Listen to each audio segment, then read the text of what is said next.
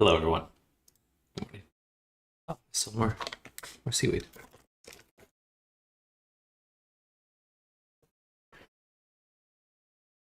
Yummy. All right. So I did figure out how to get the Instamat stuff working. We'll go over that later today, later this afternoon. For now, we need to switch gears and open up an older project.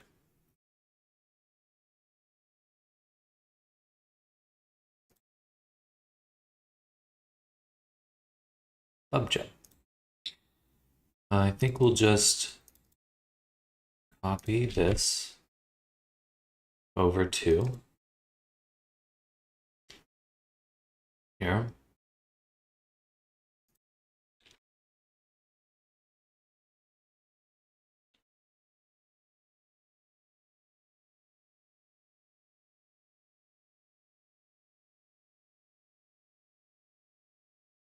Blend one file. I grabbed the wrong file.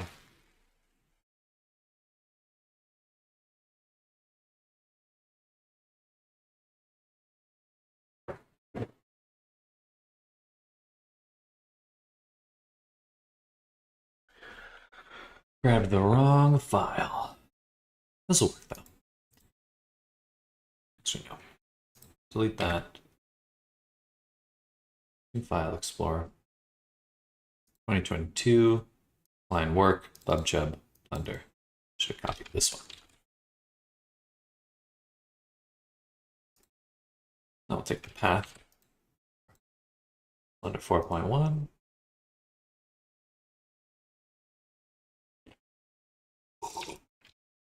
Perfect. Okay. There's the action character.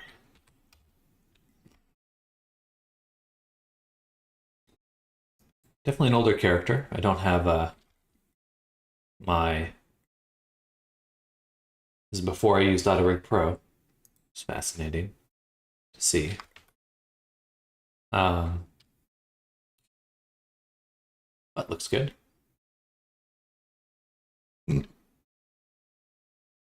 Hello, Popstar. Good morning.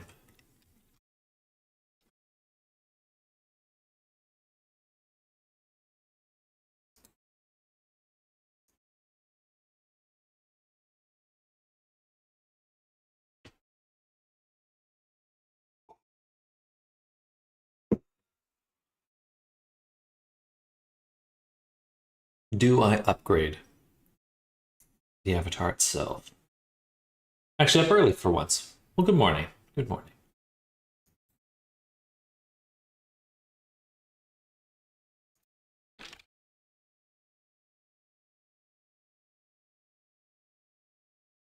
The layout's kind of odd.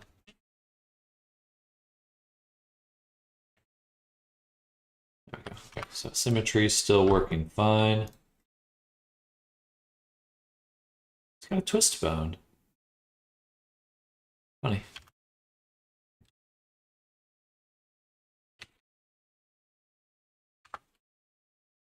All right. Need to make a new project.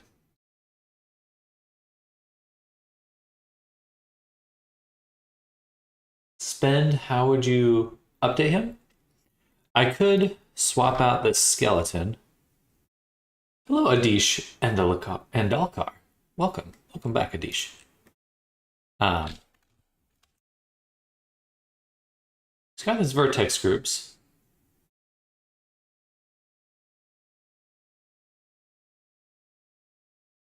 Already. Pretty much everything's in place for it. I wouldn't have twist bones. It'd be a lot of work. I think no. I think we leave it. We leave it here. Yeah. Let's look at our UV editing really quick. Interesting. Why is it like that?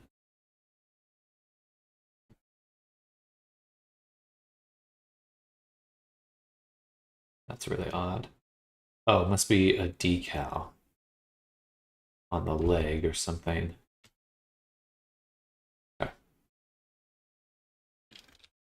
We will want to also make a new Unity project.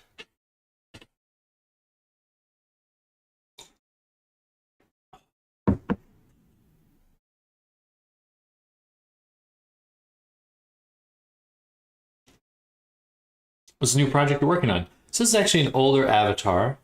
And the client reached out to me to get an update on the clothing for the character.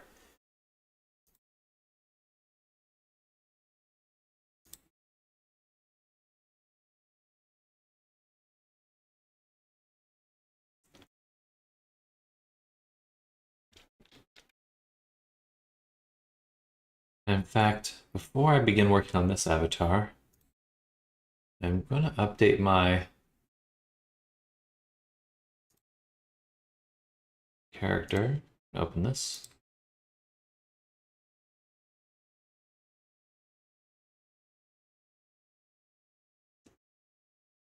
Because I want to start promoting myself in VR chat a little bit more. And to do that, I'm going to make it's good. I'm gonna make a billboard character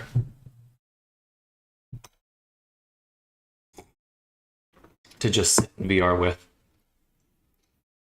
And y'all are welcome to come hang out. Need a suggestion? Can you help? Sure.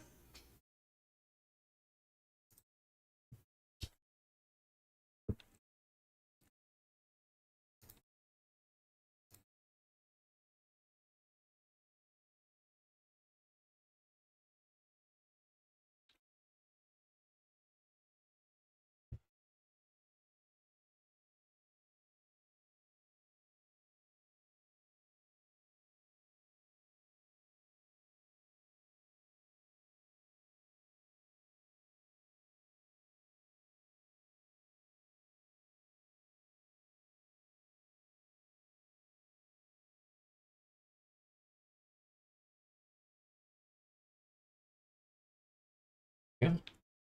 Make a new collection. Rename reference. Oops, I accidentally closed chat.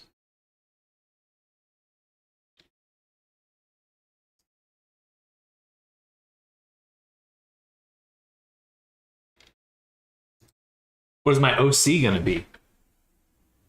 Good question. I've done some drawings for myself, but I haven't really got around to actually working on him yet.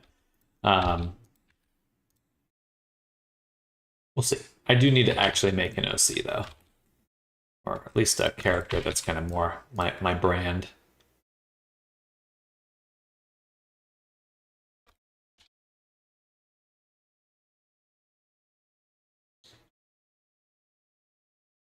I'm going to hopping back and forth between a few things here. Here's the reference images. Make a collection for OG Avi.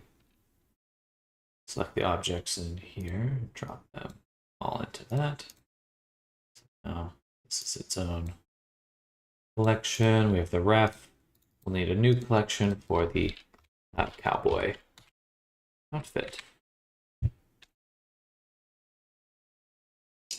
Recently been thinking about learning After Effects too for VFX, as I now have been sculpting in Blender, but I'm confused with where you should learn geometry nodes then learn AE or now. It depends on the types of effects you're going for. If you're looking to kind of overlay visuals on top of things, kind of do a more standard VFX workflow, then After Effects is going to be great for that. But if you want to make things like anything 3D, any sort of procedural systems, because if you learn After Effects, you're going to be relying on the tools that they give you, which are capable, but you will make a kind of you will be confined a little bit by what they have to offer. With geometry nodes, you're going to be able to make really big systems. I honestly would say both. uh, as long as you keep your projects small, you can bounce them back and forth between the two. Just start with like really simple things like maybe a video of a flower opening, and you can learn how to make that in Geometry Nodes, render it out, and then do some After Effects stuff to kind of make it look polished. I'm not as experienced with After Effects. I haven't used it that much. But I do think geometry, it kind of depends on where you see yourself. Are you going to be the kind of visual effects, or are you going to be making systems like procedural systems like Houdini? Because that's what Geometry Nodes will be eventually, is something very capable of doing a lot of different things. Personally, I think that Geometry Nodes will teach you more in the long run. You will learn a lot more. Your knowledge will be a lot broader, because you'll have to kind of go to the really foundational level of understanding how things are made. Whereas with After Effects, you'll be learning how to use the tool instead of learning how to build things. Not that there's anything wrong with that. It's just a different direction.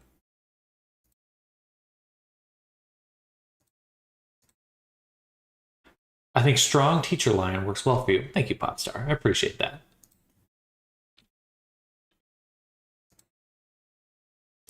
Let's reset this view.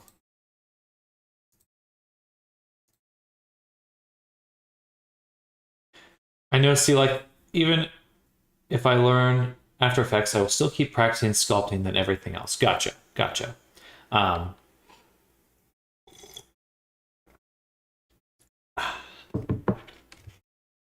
Honestly, there's no wrong thing to learn when it comes to this kind of work. Everything's going to offer a lot of opportunities no matter what direction you go. Really, it kind of comes down to where do you want to be sooner rather than later? Like if you need work now and you know that you could get work doing one of those options, then that might be the way to go for now.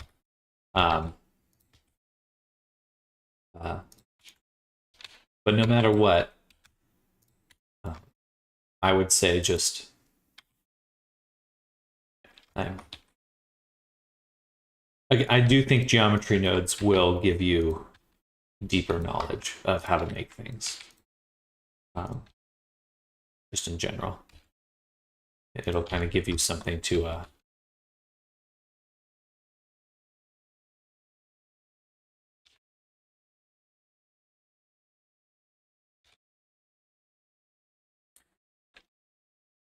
there's some very powerful things to learn when it comes to Geometry Nodes, and a lot of the way in which things are made in there apply to every other program.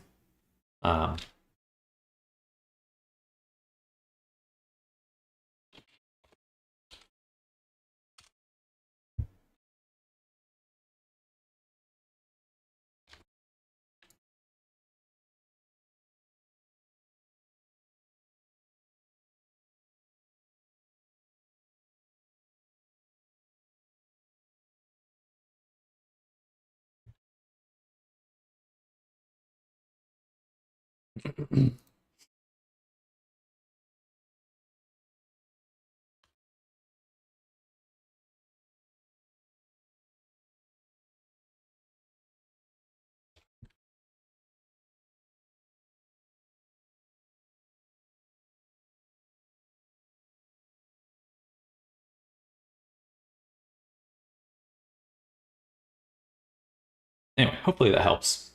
A little vague, but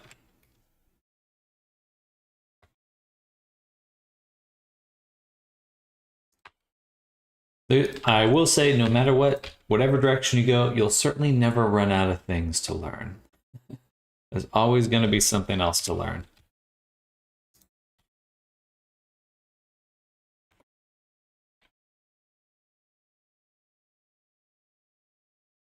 I think that's kind of the joy of this work, but also the challenge. I want to make CGI realistic short film for now, with even the VFX and color grading step which AE gives. Gotcha. I would say that the then geometry nodes is definitely the way to go, and I really think that if your goal is to make a short film and you need to learn how to make 3D assets. If you're going to be making 3D assets, that's kind of your goal. And I suppose it depends on what you mean by short film. If you're doing like some sort of live action thing with like CGI effects, maybe you don't need to worry about that as much. If you're doing definitely all 3D objects, a purely 3D film, then start with geometry nodes, because that's going to take you longer to learn. And you can't do VFX over film you don't have. Like you need to make the film first. You need to make the film before you can actually put VFX over things. Look into hair grooms, and they don't seem that complicated. It seems easy to handle if you're a hairstylist. I think the point for me with making the mesh hair grooms was that there's a whole set of skills you develop as a 3D modeler that you end up not using making hair. I don't think it needs to be replaced, but it is irksome that there is it doesn't utilize the skills you develop as a 3D modeler. And I still think there's a lot of issues with hair grooms in how they're built. You have less flexibility, less ability to add things like vertex colors or any sort of attribute. But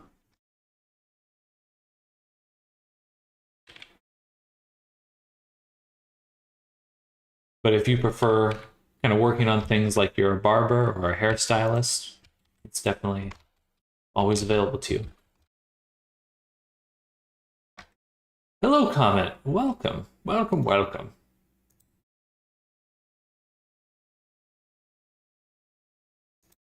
CGI film like Avatar, fully 3D, not too much into live action right now. Gotcha. Yeah, then GeoNodes for sure. GeoNodes for sure. Because you can do VFX in a few different things, a few different softwares. But if you need 3D assets, that's going to take you a lot longer to learn. So that would be my recommendation.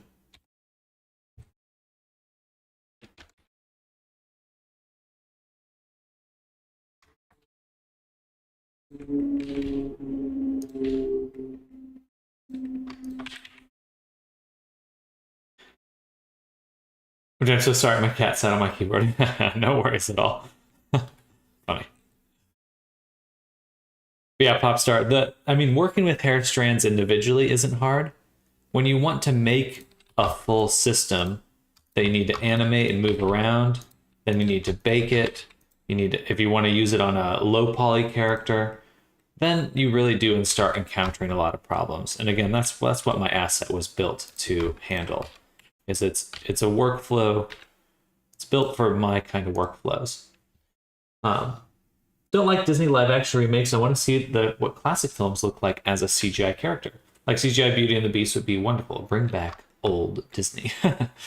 They kind of tried that with the Wish movie a little bit, but they definitely dropped the ball in marketing it and writing the story. But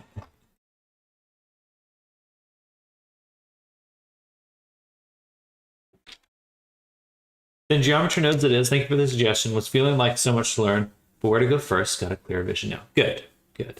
Yeah, just start simple. Don't try to make the biggest system you can think of.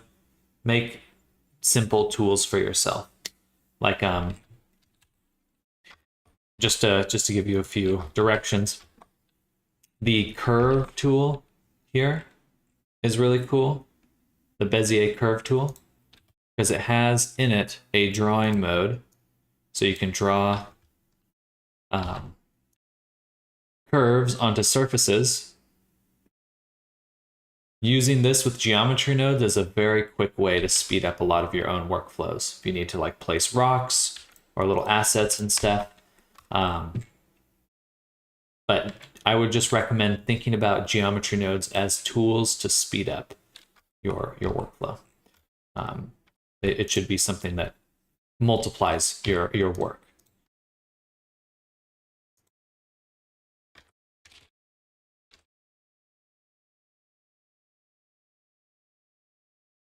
I'll make a cube.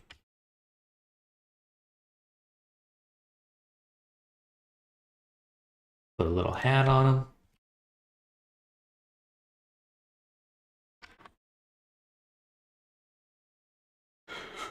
But yeah, absolutely happy to provide the advice. There is a lot to learn out there, that is for sure.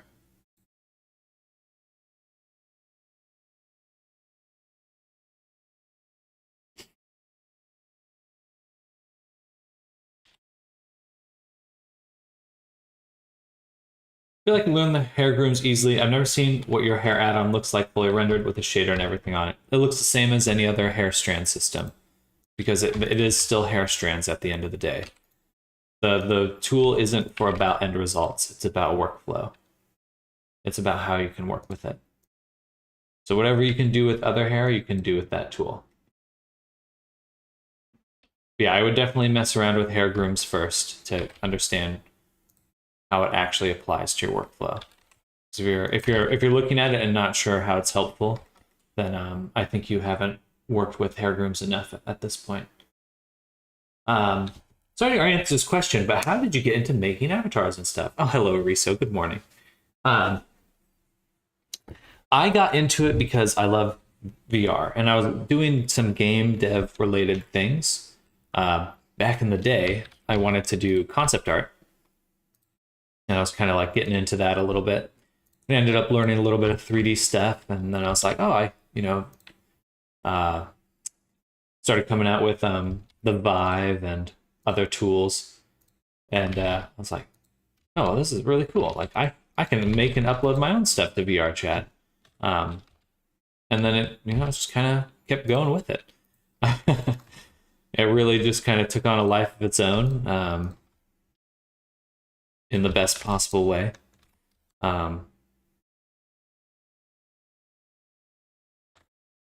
But so general, I was doing a lot of game design stuff from just for like little odd jobs and things.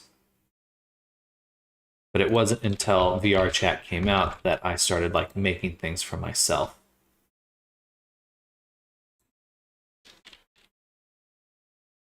It's got weird. That's a little top hat. Okay, I should have made a circle of instead of a cube for the hat because I need to be able to cut the middle. But the nice part about VRChat is just that it is open. And there's not many spaces where you can really kind of make stuff for yourself as easily. Like you could make your own game, but I feel like VRChat's kind of, or any VR platform, things like Second Life, where you can upload and share your content with people, is really special. I think there will be a lot more things like that moving forward. I think that will be the thing to do. Roblox, all these other platforms that are popping up where you can just kind of make your own content and share it with people easily and directly. That's going to be the future. That is already clearly going to be the future. I think most games will actually exist in a space like that eventually. Are geometry nodes like Houdini or Nuke? More like Houdini. Less VFX, more 3D systems, more geometry oriented. I have a handful of friends that do it, but you're the most advanced I've seen, which is cool. Well, thank you, Comment. I appreciate that. I've been doing this for a while, so time-wise, I've been working in this space for about 3 to 4 years at this point. In fact, looking at my thing here, let's see. Yeah, about Yeah, really since 2021. So a little bit more than 3 years now. And it's been good to me. VR chat's been a good community to get involved in. Um,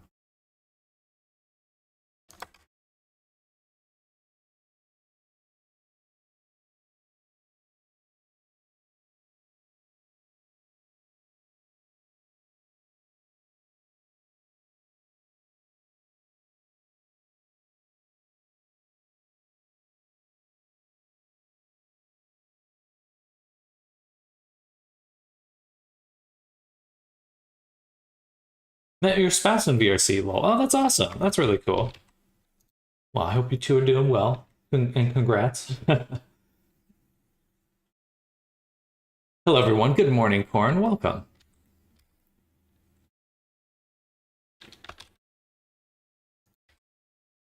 Okay, we'll just leave that block out there for right now.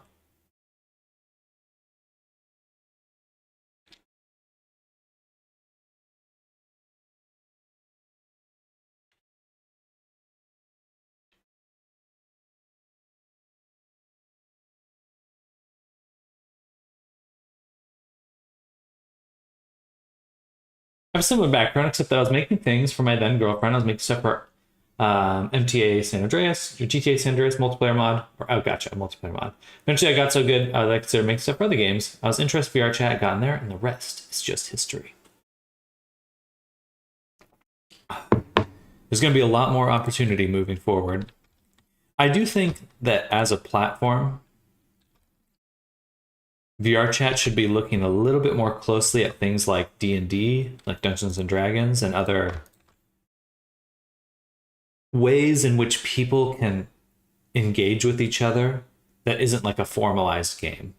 Like game systems that are easy to pick up and put down and be flexible with. I think that if VR chat took that quite seriously, they'd have a very successful formula on their hands.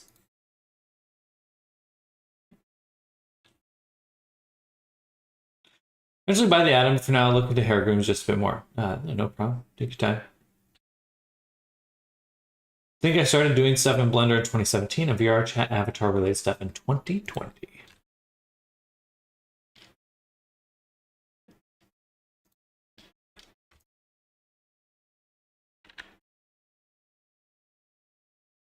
Oops. This should not be creased.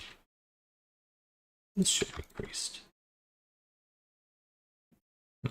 Interesting. Selected that whole chunk.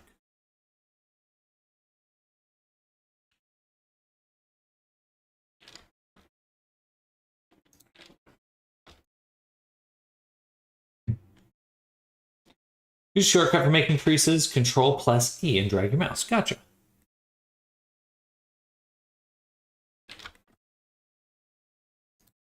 Let's see. It's got this kind of curve here. Is that the shirt? Is that the jacket itself, or is it the shirt overlapping it? All right, we'll do another circle of 8. It's going to be our bandana.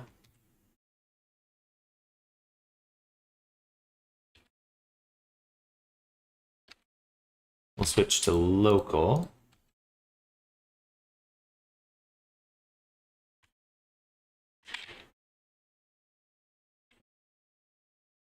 Add a subdivision.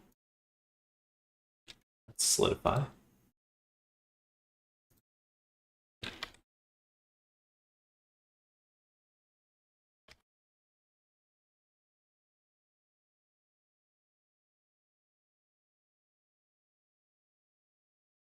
Okay, just blocking everything out right now. I think the jacket's a little short, small. Kind of come out a little bit more. Avatar stuff is really cool. I just don't have the brain cells to do. Haha. It's just, you know, I think if you find things that excite you,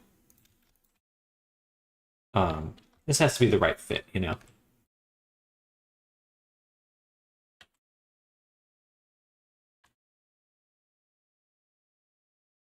So before I do that, we'll apply. We'll duplicate this, move it down. turn it off. Duplicate the subdivision as well. Apply the mirror. Apply the subdivision. And put these back in order. I can delete this half.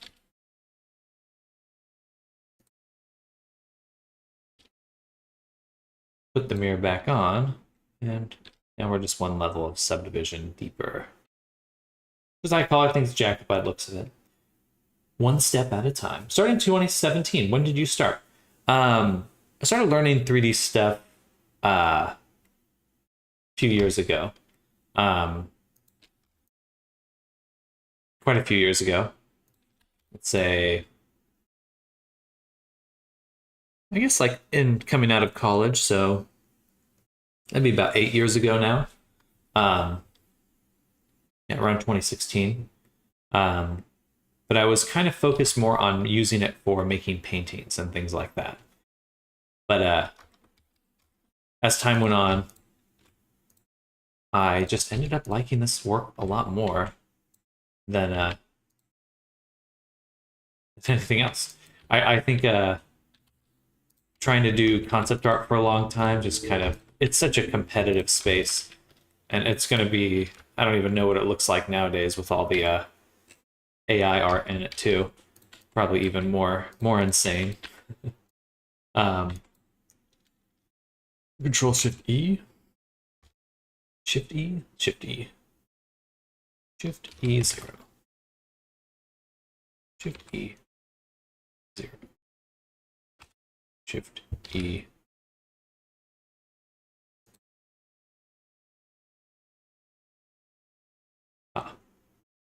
-1. I just want. Interesting. Why -1? Weird.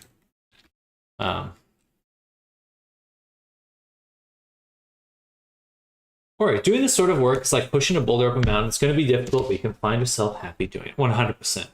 You got to enjoy the struggle. You got to be doing it for the right reasons and just keeping yourself healthy. If you're trying to like move mountains quickly, you know, you gotta give yourself some room to breathe with this kind of work. Started making 3D renders landscapes, but I got so drawn into making characters I completely forgot about it. Thought you said 2 years ago instead of a few years ago, and my heart dropped. No, I mean I've been doing the VR chat avatar stuff for since 2022, really. Let's see, let's take a look. I was just looking at that. 2021. So that's when I've been doing the VR chat work. But before then, I was still learning things, and that's when I started getting commissions for it. But I was still learning it well into 2020.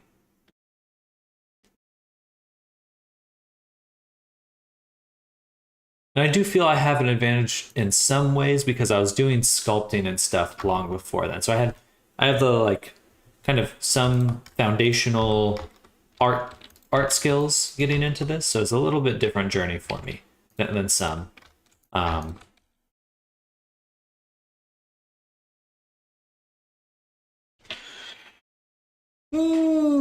There you go. Me and friends try to teach me, but we're impatient, move too quickly. I just got my first PC in late 2022. Very new to computer stuff in general. I need someone to talk to me like a kindergarten lol. I am doing classes. I don't know if you're interested, but I'll be doing them very regularly from now and well into the future. There should be a link that got posted here. Don't feel obligated, but if you're ever looking to kind of learn it. I do teach classes.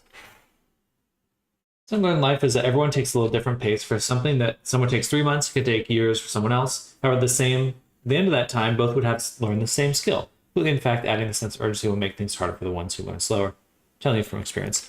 Also, style is a very interesting thing, like how the things look that you make look.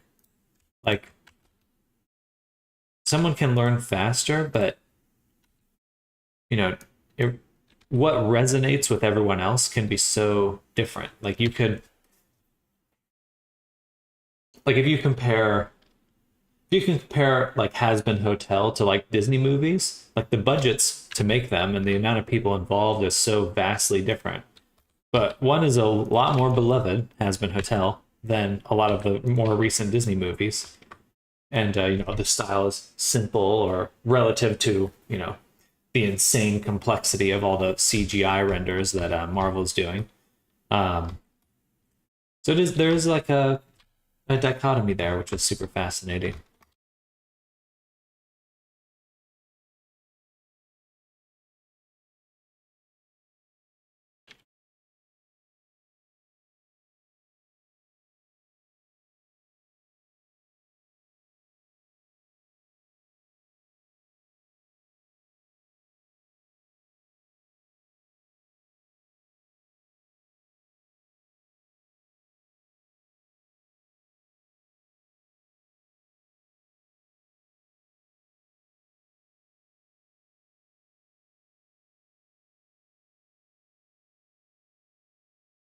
Okay, different likes and takes, for example. Remember back the people that like the E-Boys, E-Girls avatars might not like my avatars because they're more anime, Eastern style, like the Rindo or my avatars.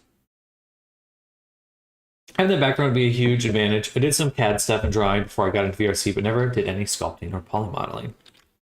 Yeah, drawing and painting, and especially studying anatomy, been a big part of my life for a while now. And I do like it. I do love life drawing. In fact, that's what I would recommend to anyone who really is getting into this. Like the best supplementary knowledge for making bodies is life drawing. That's going to give you the most instinctual kind of intuitions, the best intuitions about what a body should be or look like, or proportions and things like that. Oftentimes too, they're kind of inexpensive. There's a lot of life drawing classes near me. And you can just, pay like $15, or well, at least for me, it's $15. Might be more or less expensive for you. But there are usually life drawing communities you can find and attend. And I would very heavily recommend that for anyone getting into this. Disney's forgetting their roots, like Disney movies lost their magic to me. I want them to go back and bring the magic back in. I think when it comes to the magic, there are other studios doing that a lot better. I don't know. We will get movies that are as good as that, but they may not come from Disney.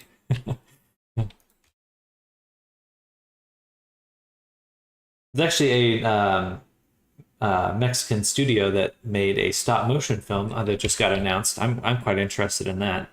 I think that looks really good.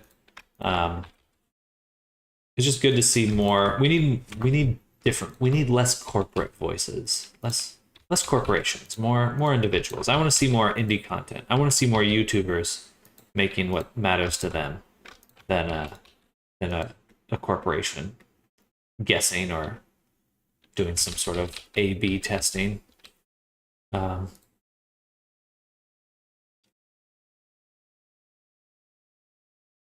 I'll talk for artists. So I think definitely could grasp avatar making eventually. Absolutely. It just takes time. Just takes time. All of the steps are simple at their core. It's just how they all come together that takes time to learn. Long story short, my family sucks. It took me 20 years to get myself to try again, but I'm really enjoying it now. That's good to hear, Ori. I'm glad you're in a good spot now. I had acquired 3ds Max Maya when I was in my teens because I wanted my 3D model in C++ to make mods for Unreal Tournament 2K. That's awesome. Hey, I mean, I think modding is a great place to start. That is definitely that's definitely how a lot of people get their a lot of game companies. What is it? John Romero, the one of the guys who made Doom. He exclusively hired modders back in the day. I don't know if he's still doing that, but he would only hire modders for his companies. Should you get quality courses, don't just look at random YouTube videos. You'll be teaching you wrong practices or misleading knowledge. Not saying that free tutorials are bad.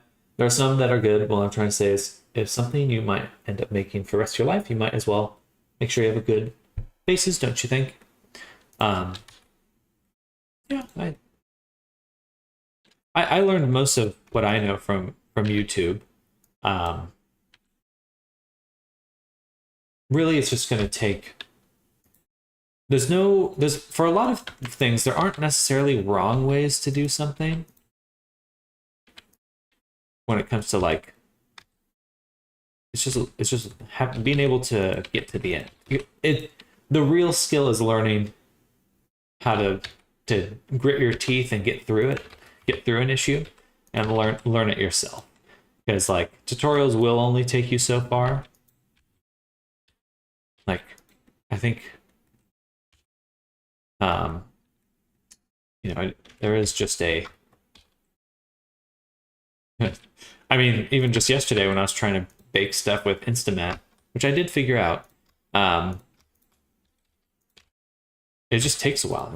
You gotta sit with a problem. You gotta like baby these tech problems sometimes. Like, okay, and then I'll try this. Okay, and then I'll try that. And then it is like a huge time sink sometimes. I will sculpt these in a little bit.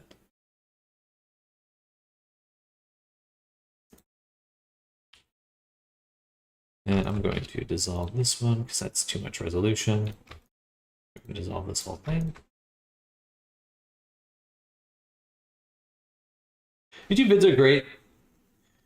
What you got to be aware of is that there are usually dozens of ways to accomplish the same result, and everyone does things differently. The advantage of course, is that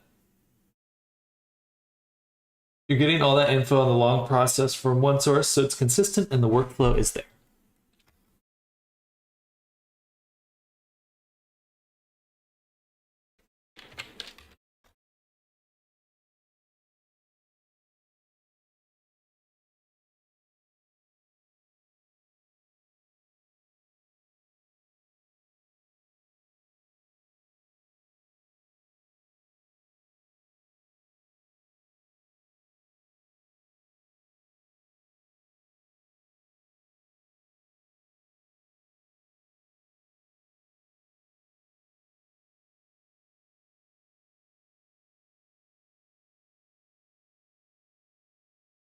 All right, something like that.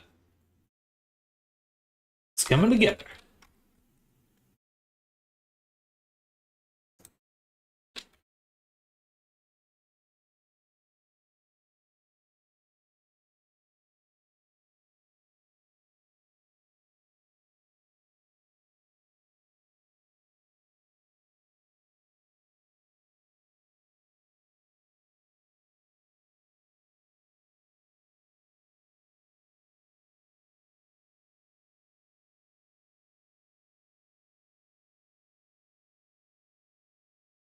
Now, the client said something about stirrups.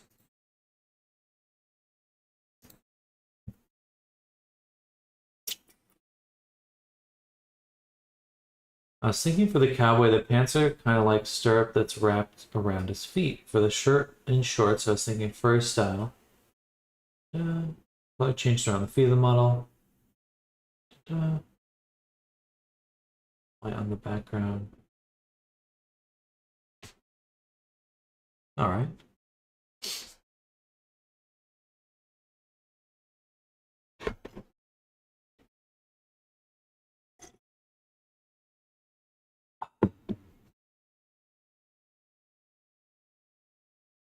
There's stirrups. Interesting. These little things here.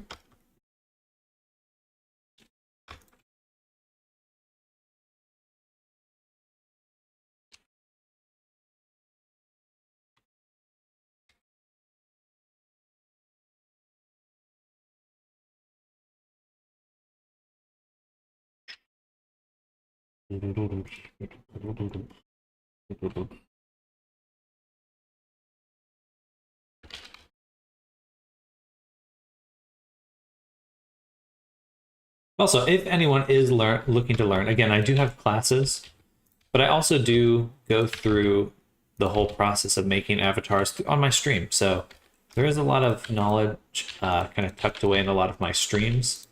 It's a little less organized and a little more chaotic, to be honest, but it is there. Um, it would just take some effort and dedication to hunt down all those pieces. Um,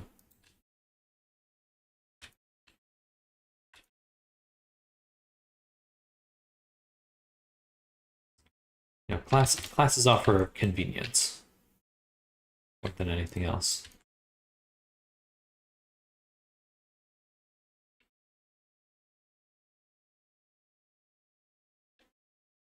All right, something like that for the foot. Then these shorts here. We'll take this part. Yeah, duplicate it, separate it. Actually, we'll just separate it instead of duplicating it. They'll be separate objects.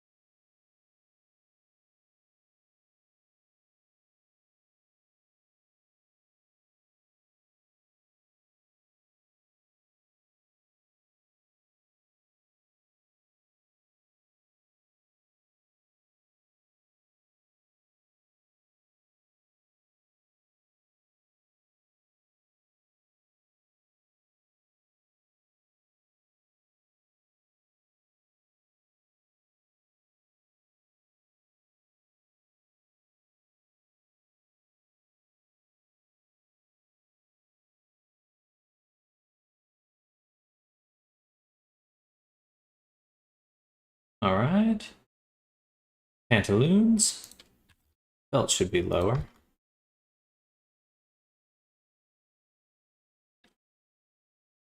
Now we do need shirt.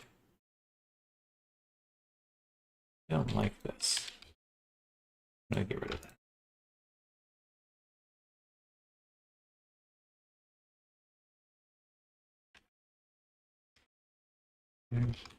Then we'll need another cube.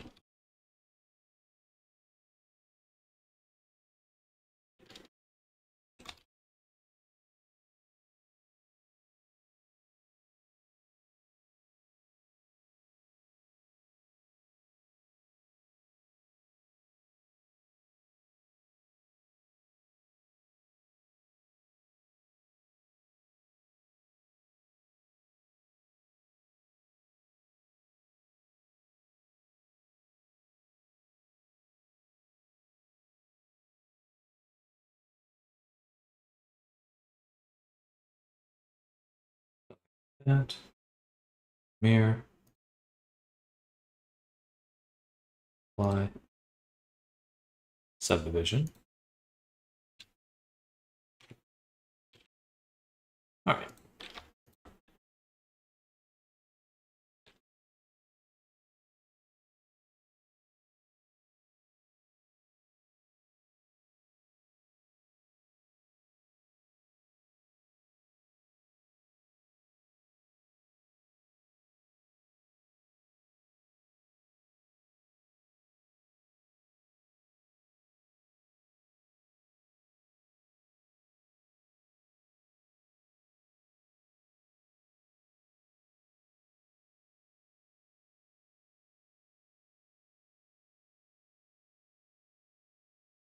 Boom.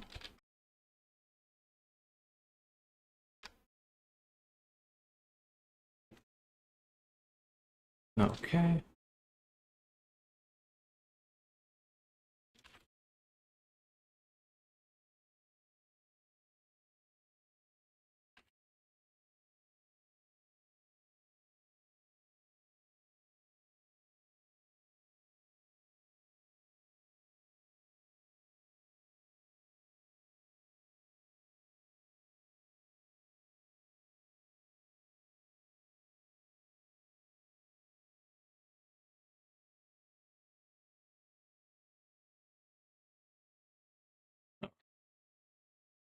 There's the start of a shirt. And we'll sculpt some more into that in a moment.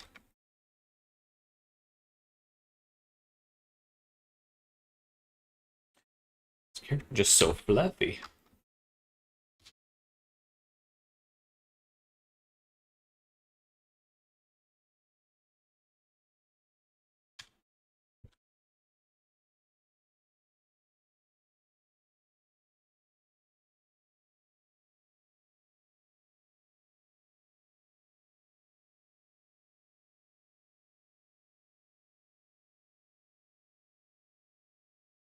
Actually, right here.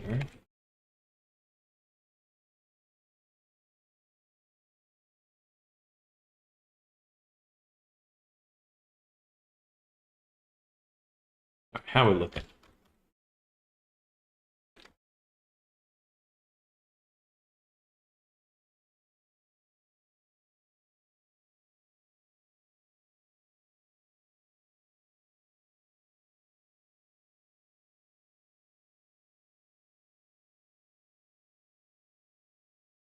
I'm gonna have to ignore the clipping in a few spots. So we'll get rid of that later.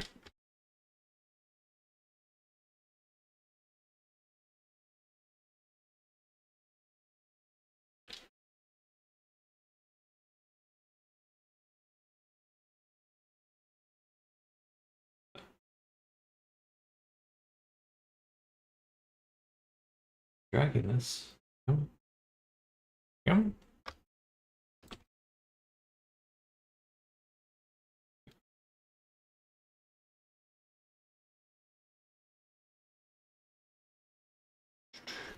Whether it's paid course or not, I believe everyone has some valuable knowledge to share. That's how I learned to draw. I followed several different people, bought books, etc. Picked and choose what worked best for me.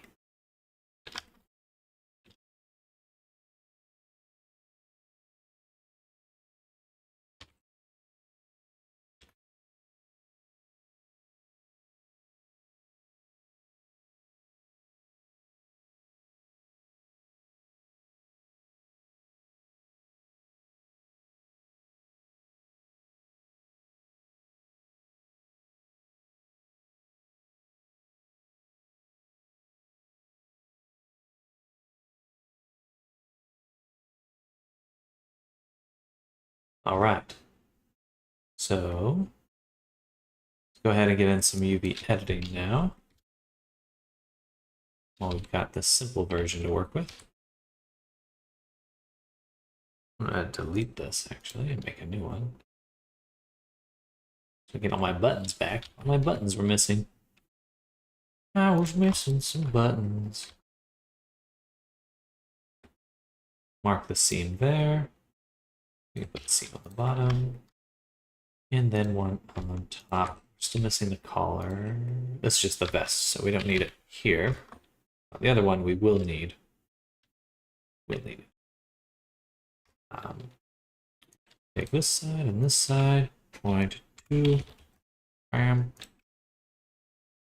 Bam.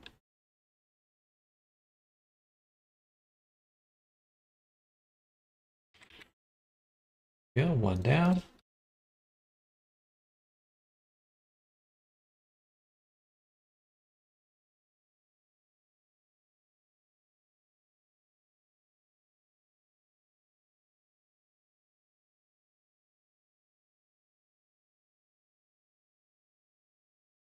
Then 0.8 here, here, and here.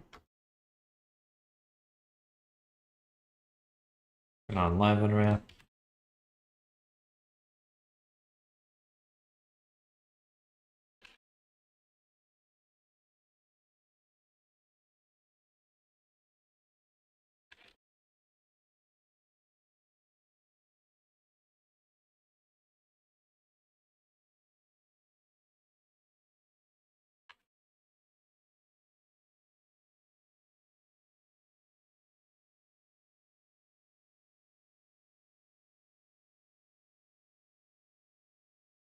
All right.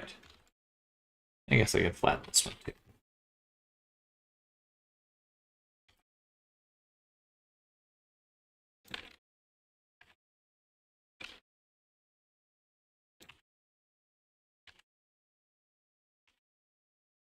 When you UV a character, what step needs to be the biggest in the unwrap? It really depends on. So biggest just means what do you want to have the most resolution. Generally, for clothing, you want there to be an even amount of resolution, at least from the perspective of the 3D viewport. So usually when I make some islands like I'm doing here, what I do at the end is I select them both and hit UV, average scale. So that means they, relative to each other, the little vest portion and the sleeve, are now proportional to each other. And I'll probably do that a few times once I get the rest of the clothes in as well. But it is just a matter of seeing how they line up. And the best way to do that, in my opinion, is to make a UV map. UV, so select that. And this color grid. Now we can literally see how it's working. Or not working in the case of this one. So it's all relative. Just keeping that proportional, the idea that things should be proportional in mind usually is kind of my guiding light.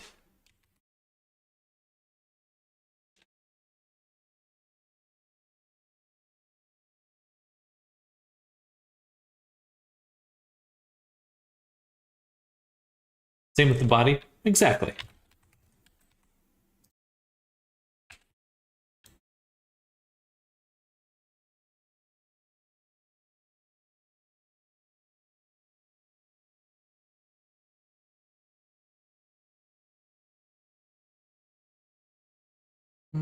Let's lower this one a little.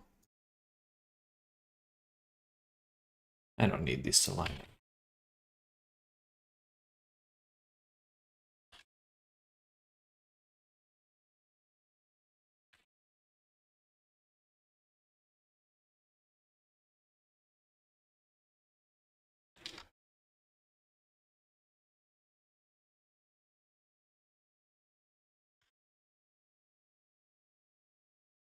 It's interesting right here.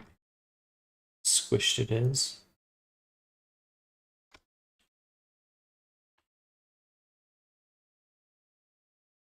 Getting a triangulation here.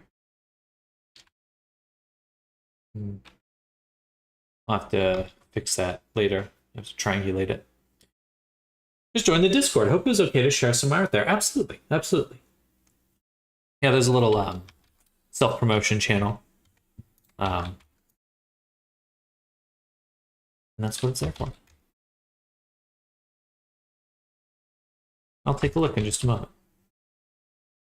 Do something like this.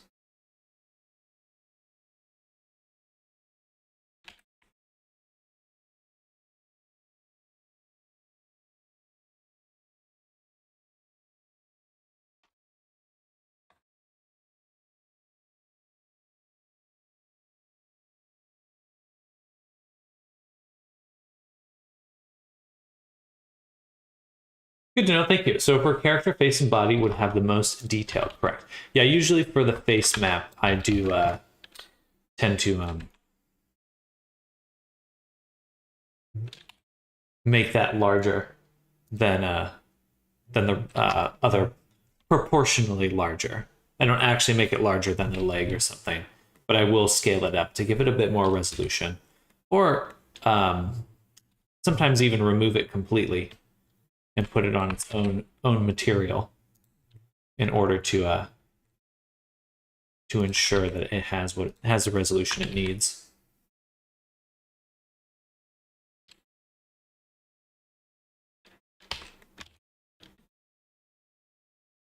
I want to triangulate this, but I have to wait till we get the sculpting done.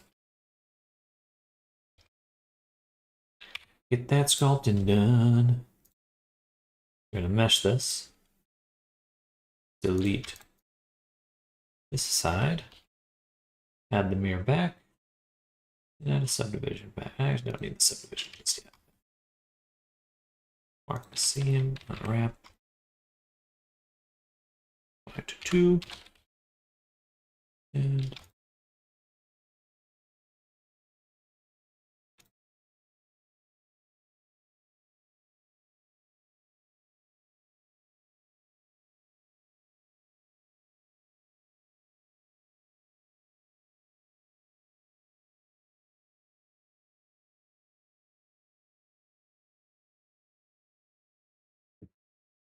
I use Packer and textile tools to help me. UV Packer's pretty good. They actually did a pretty decent upgrade of just the default Blender UVs recent a while back. UV Packer default Blender UV Packer.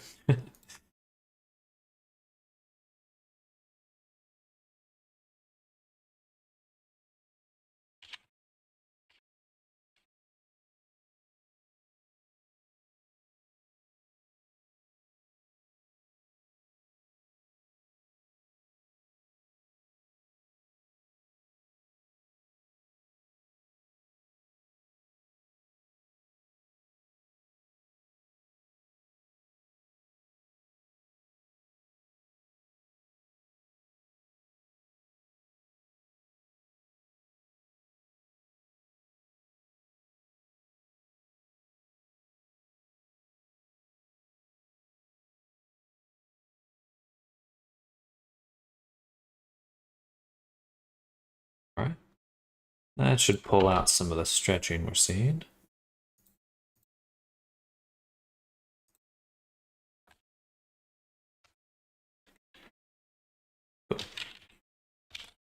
Then this one, we can actually apply the subdivision first, and then just bring it back.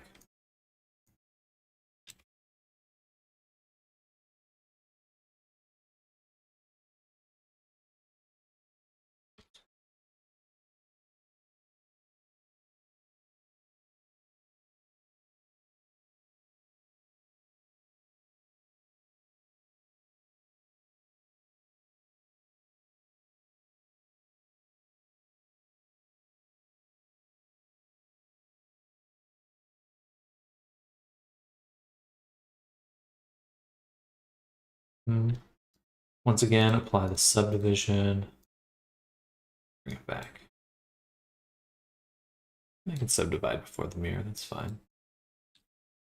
On this one, at least.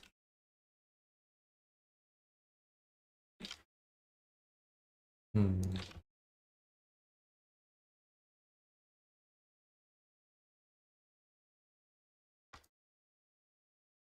Point 2.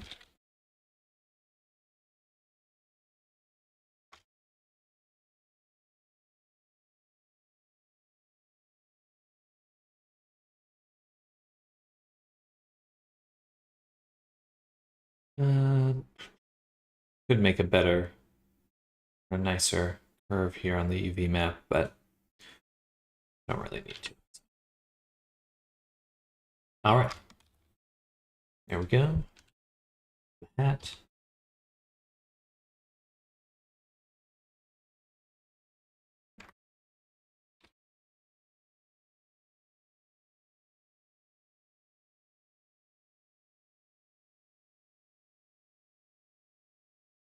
Point 8. Thank you.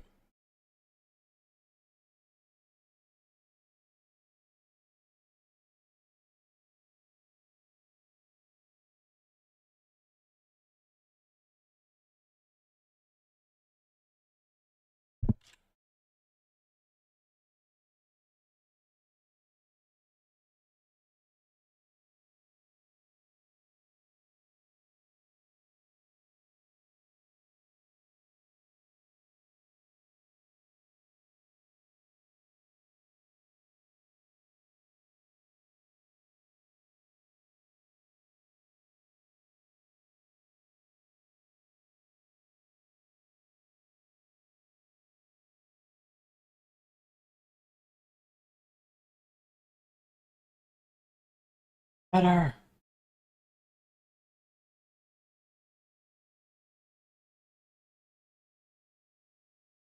That's annoying.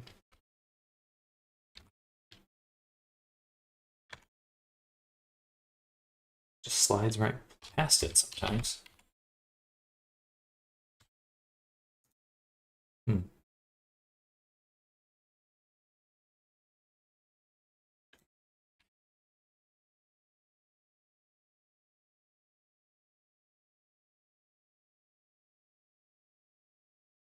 All right, there we go. Then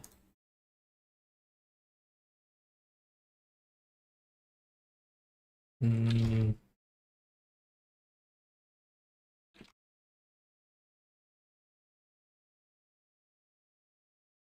this is an odd one.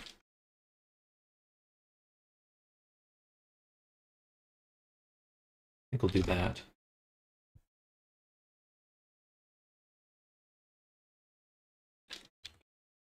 That way we can have this re-rounded. It'll be as even as it can be. So we'll select our top section, go in the bottom view, invert it, and you project from view.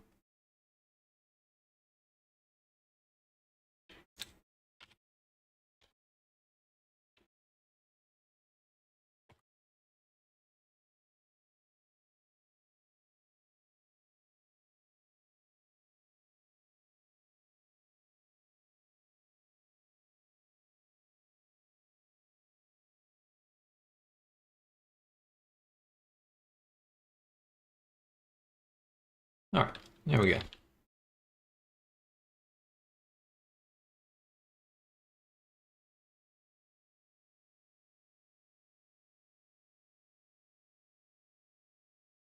Perfect. Almost done.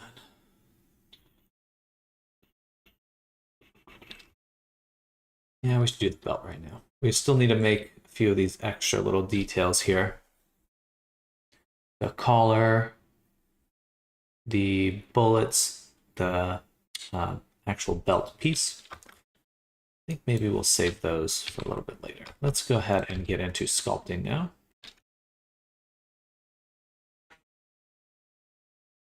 Oh, I want to pop my neck. But I should not. I should not. So apply the mirror here. Get rid of the subdivision and add instead a multi-res. We'll then subdivide, subdivide, subdivide. And then we'll use sculpting here to give ourselves some nice shapes.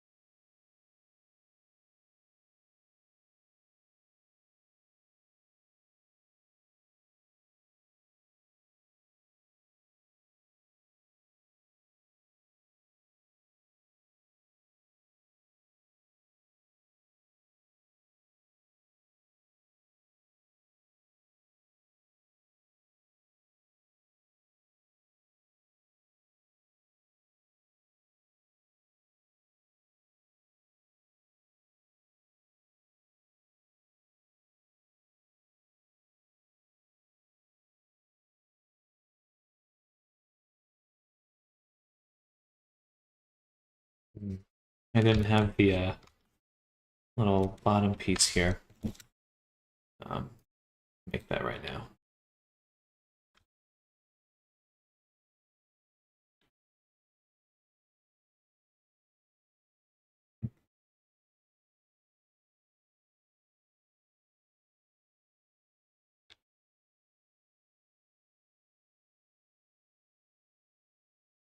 Hmm.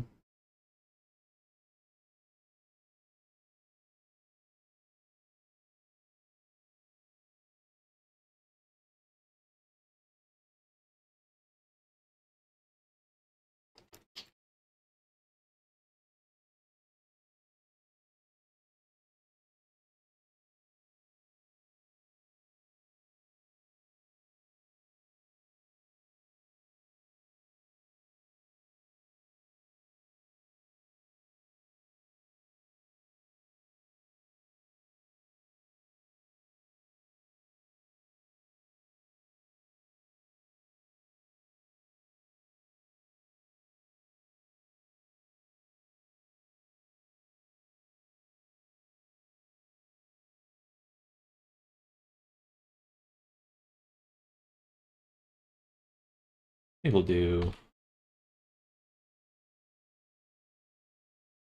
a little bit of this, a little bit of that.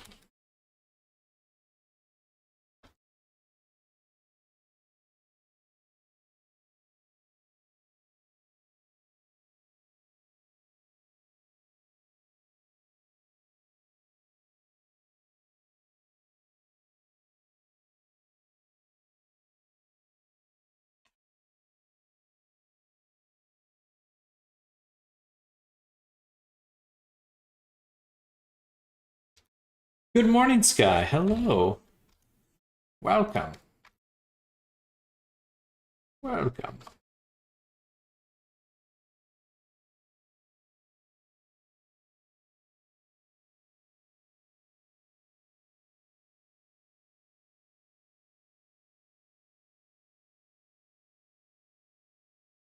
Really stuck on the edge there. Not quite sure what to do about that. Finished book. We finished the sculpt for the Necro book. And then we got sidetracked with getting it to bake properly, which we still in the process of. Or no, well, we did figure it out. We did figure out how to properly do that. I did it off stream though, so I was just kind of finishing it up. But I'll have to make a tutorial for baking with Instamat soon.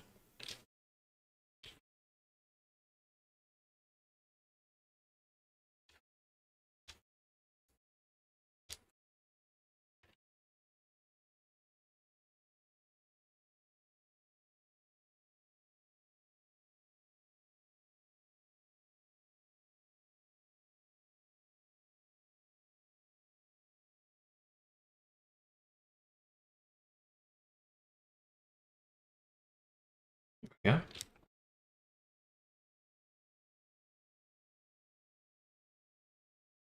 Make all these things kind of fit together a little. There should be room for a collar in here though. We'll need to make that in a little bit. This is a new Avi. This is actually an older Avi, but the client reached out to me for getting a new outfit. 2 new outfits, actually. So we're just kind of in the process of putting that together right now, or at least starting it.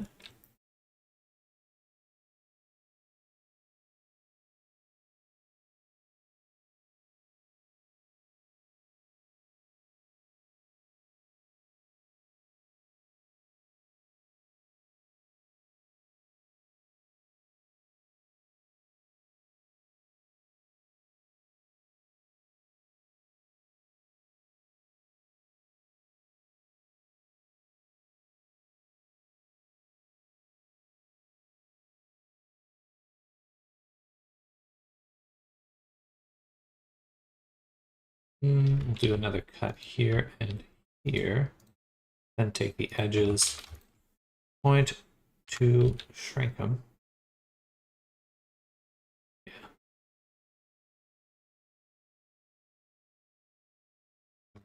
Sharpen these ones.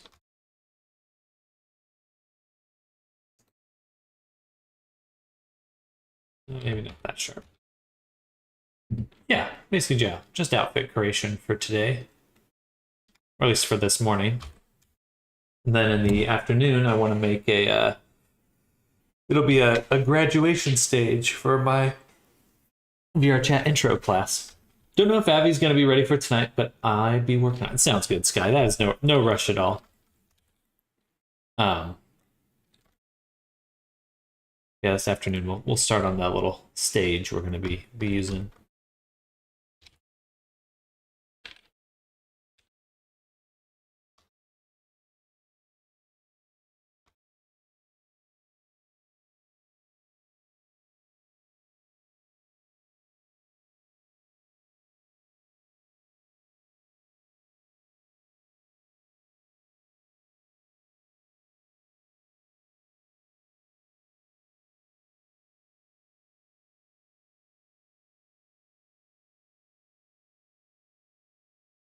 Give some reference for that in a little bit.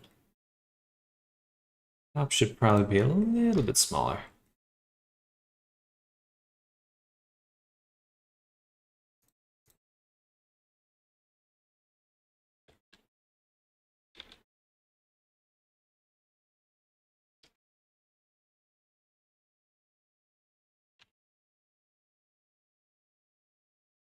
Yeah, that looks pretty good.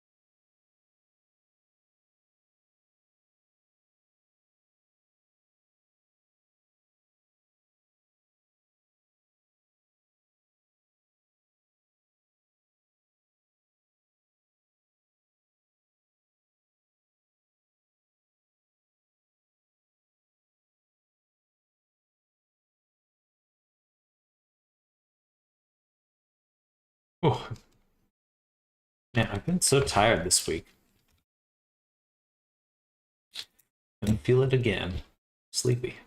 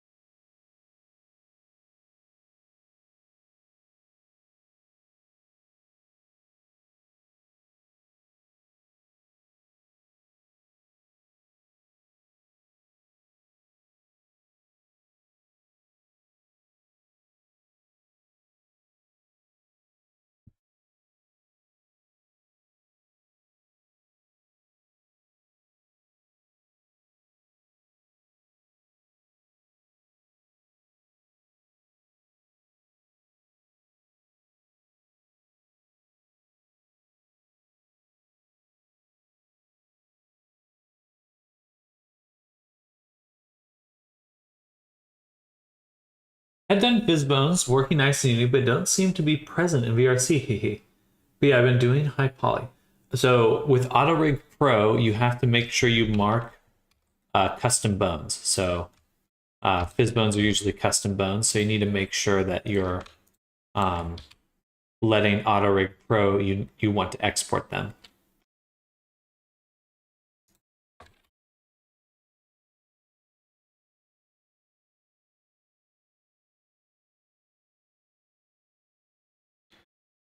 Gotcha, that's right. It should be there then.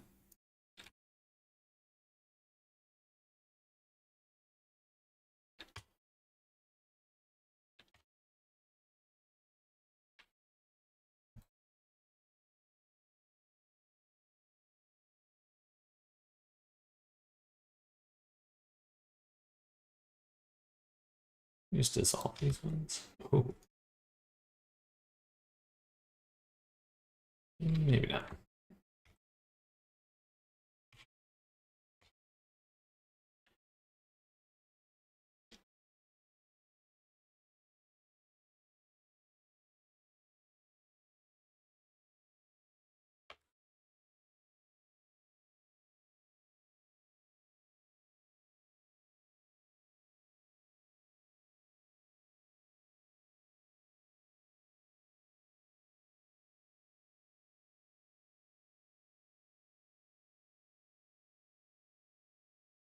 Yeehaw! Oh, hey there, Nammers. Welcome.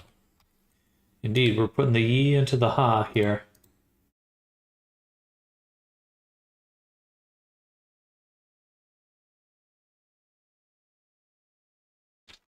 How's your day going?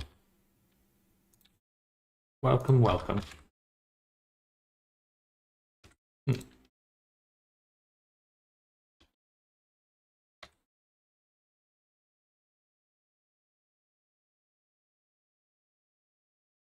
Should this have more resolution? Yeah.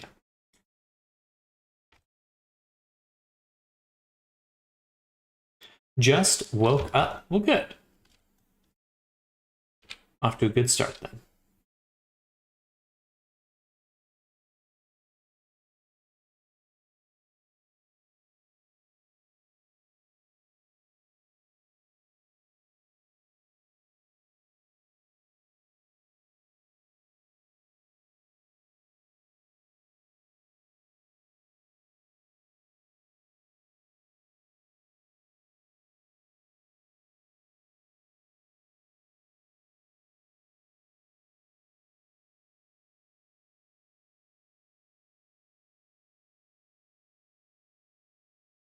Yahi. Waking up is a good thing to do. I like sleeping. I do it most days. Well practiced waking upper.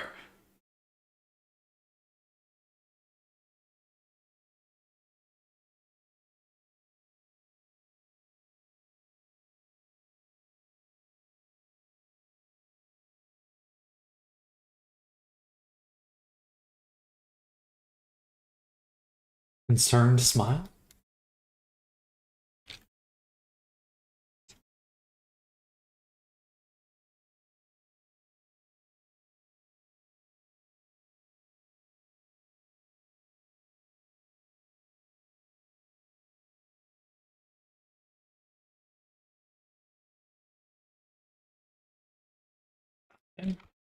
Hey. Comment. Tails. Comment tails. Oh, Tails. Comment tails. Thank you for the sub. Thank you so much. We super appreciate it. Hope you're having a good day. Or was that a sub? Let me double check. Maybe it's just a fall. Free stream.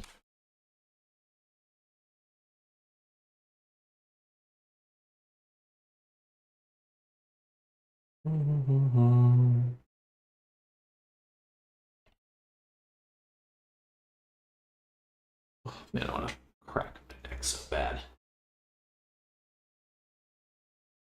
Thank you for the follow comment.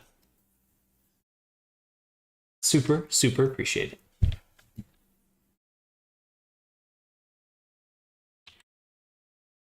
We're kicking butt now.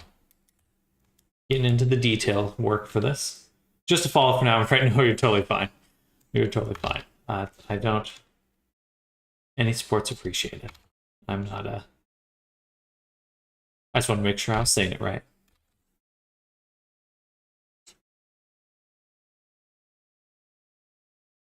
We just broke 1K on YouTube, so we're moving up in the world.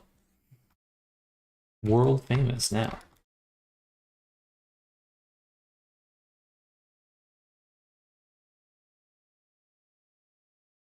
It's very close together.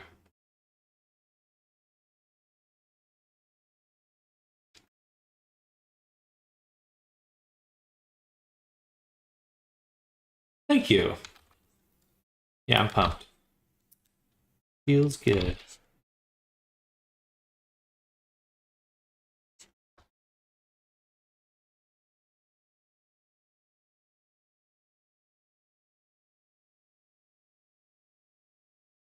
Slowly but surely.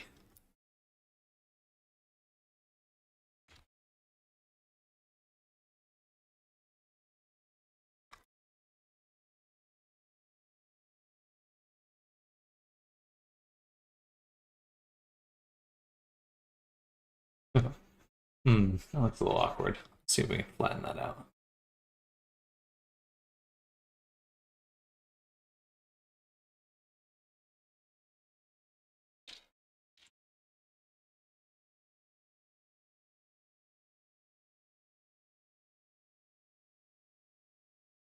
In minion voice, hey, but. Are you solving with your mouse or your tablet? I have a tablet. I only use it for sculpting and drawing. Some people can use it for everything, but yeah. I used to do a decent amount of sculpting just with my mouse, but you really are limiting your ability to work there. Get stuff done. Use my tablet as my second screen. Smart. I don't have a display tablet. I used to, but I didn't enjoy it as much as I expected I would.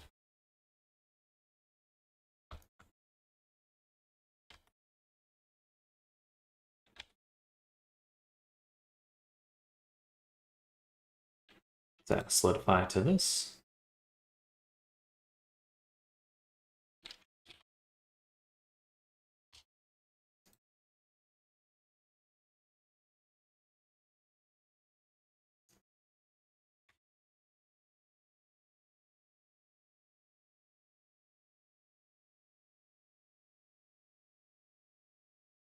Weird.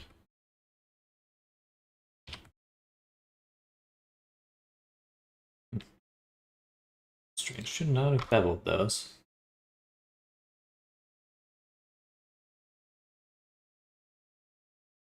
Huh. Good morning, Wendy.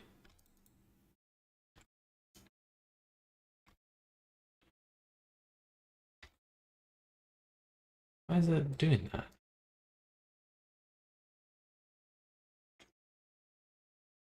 Should be a bit more discerning on its weight here. Really wants to bevel vertically.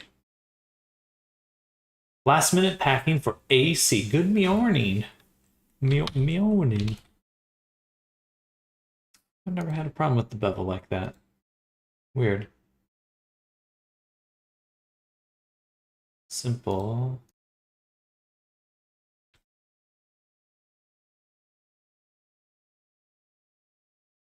I guess we'll do a instead.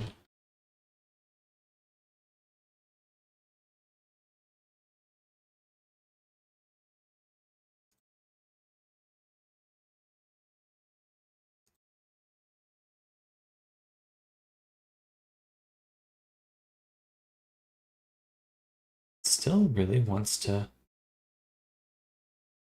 do that.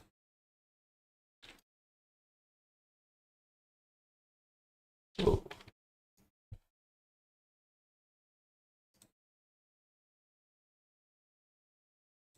There we go. Okay, that's better.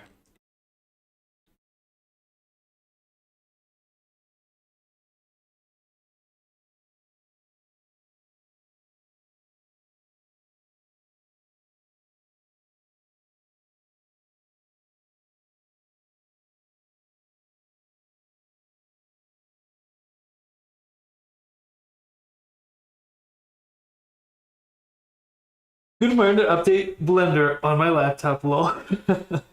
I have a tablet as well, however, I'm so used to Procreate on the iPad. Gave the tablet to my spouse. That's how they do all the texturing for Abby's. They just know how to use it better than I do, lol. I do prefer painting on an iPad. I find that sitting at a desk and drawing for long periods of time is just a really good way to hurt myself, hurt my body.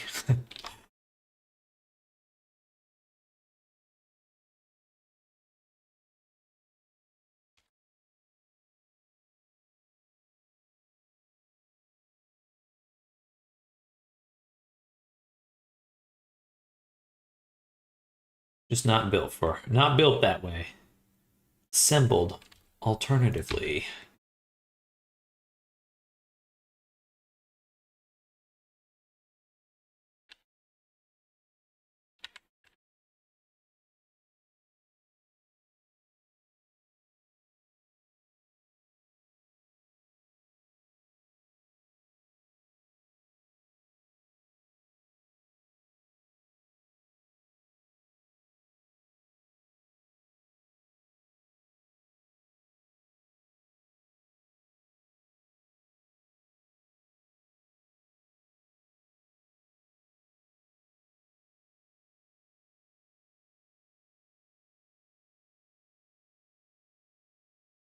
All right, that looks good. And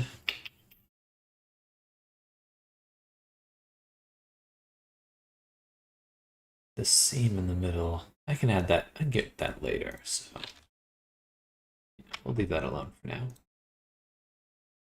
So we'll need to separate this side.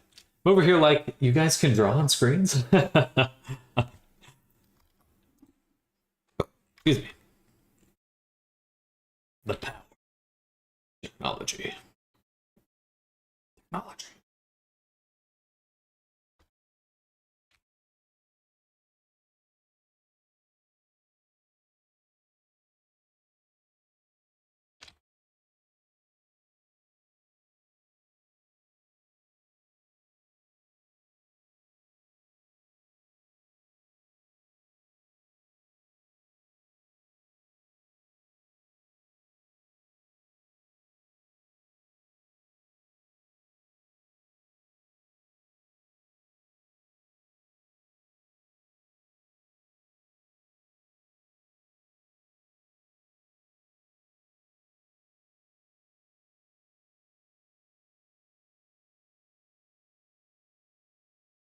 Ryzen Ancient 11-inch Intuos. That's kind of hard for me to do traditional now alone. I don't do as much drawing as I'd like traditionally. I love drawing, but it is really hard to. I don't know. It feels more natural to work digitally now. But I think I just got to embrace that, you know. Like, it's just kind of is what it is. What it is. Thankfully, the skills do overlap at the very least. Traditional hits the invisible Control Z. The Control Z in my mind. I'm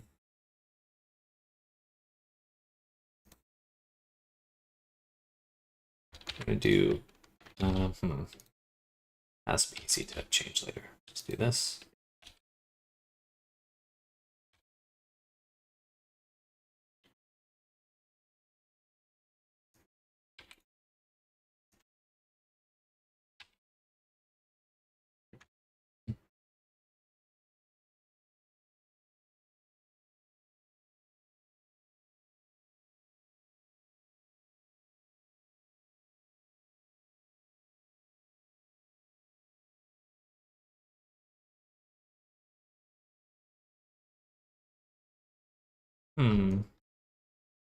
That exploded. Let's redo the multi-res.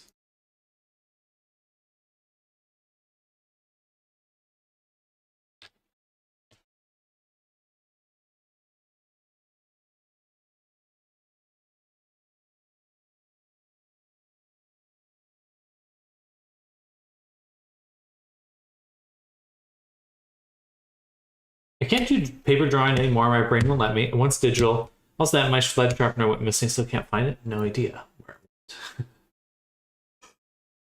This time I'm paying more attention than usual because I'm interested in learning a bit more your way for making clothes. I said especially in making clothes, so learning new techniques is really important to me. That said, I do exactly the same as you except the multi-res part, so I'm paying attention to learn from it. Really, the key part about the multi-res is after you've done a bit of sculpting, you can just hit shape, apply base.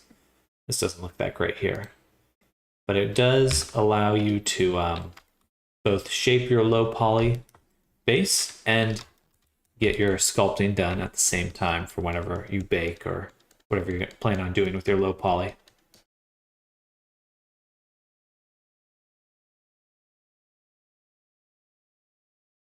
I'll have to turn off a chunk of this tuft here.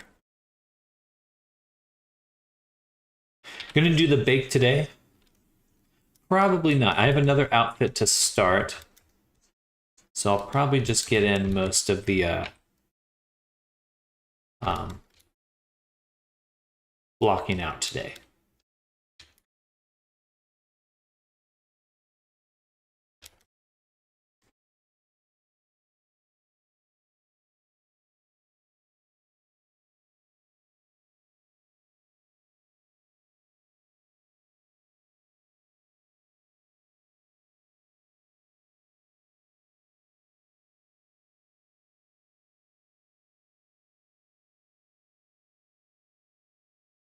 But we will be doing all the baking in Instamat.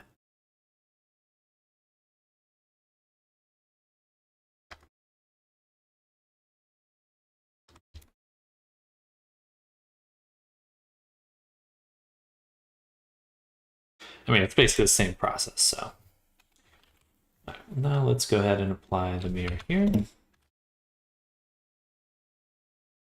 And do multi-resolution on this.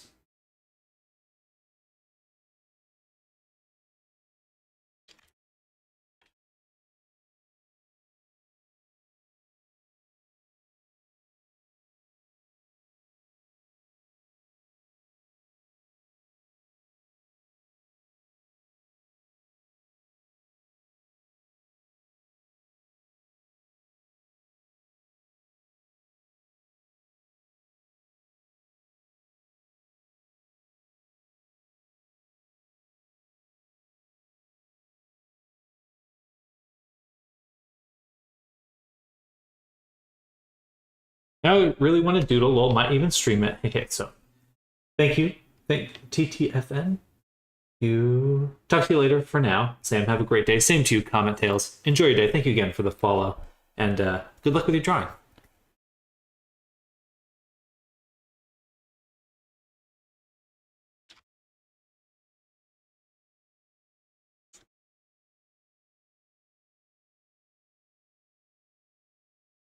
Good luck with the drawing.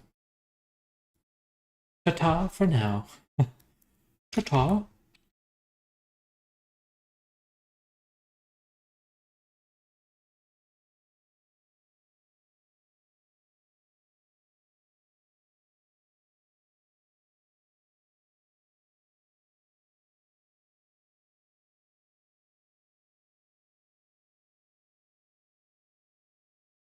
Ta-ta-ta-ta-ta. Ta-ta-ta-ta-ta.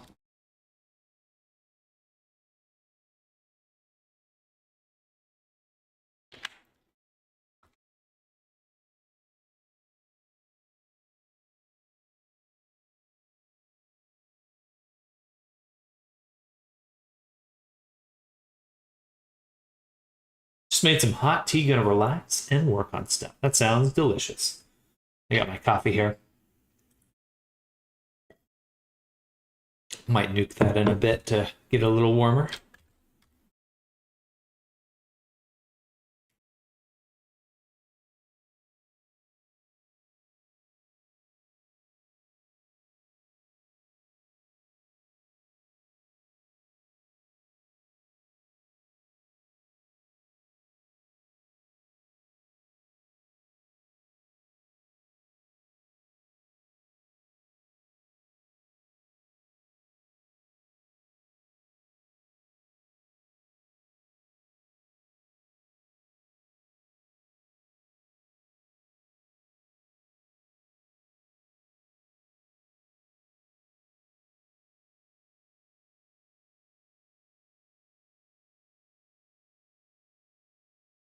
Hot tea with honey is the best. It is quite good.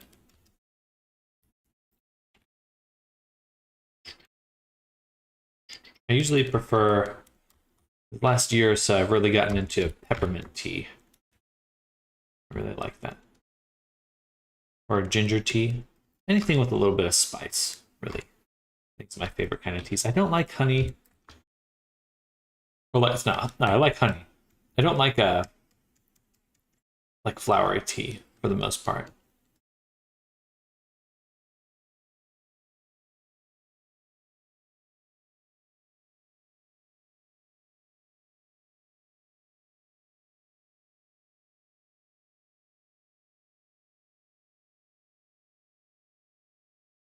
Just doesn't do anything for me.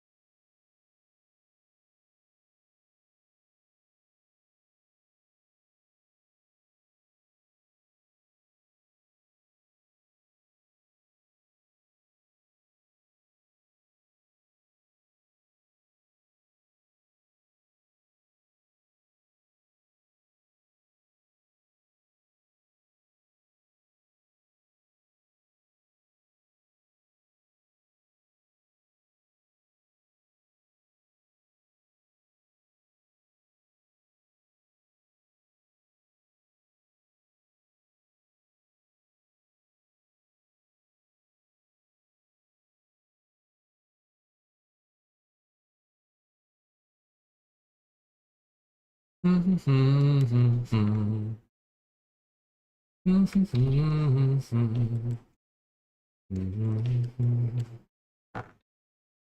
do, do, do. Do, do, do, do, do.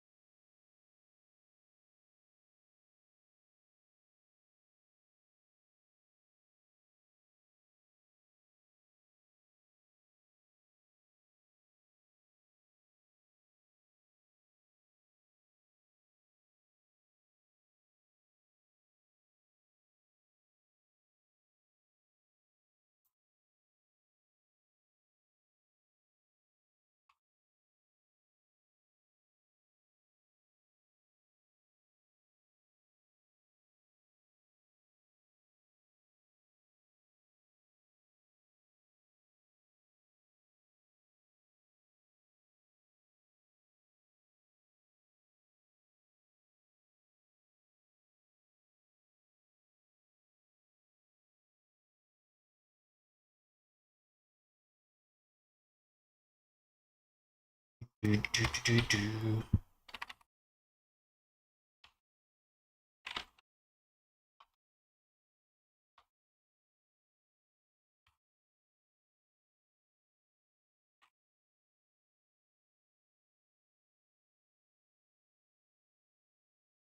All right, most of the outfit is already mapped.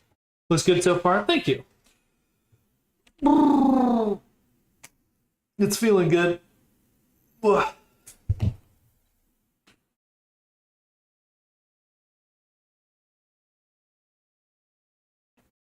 Some snacks.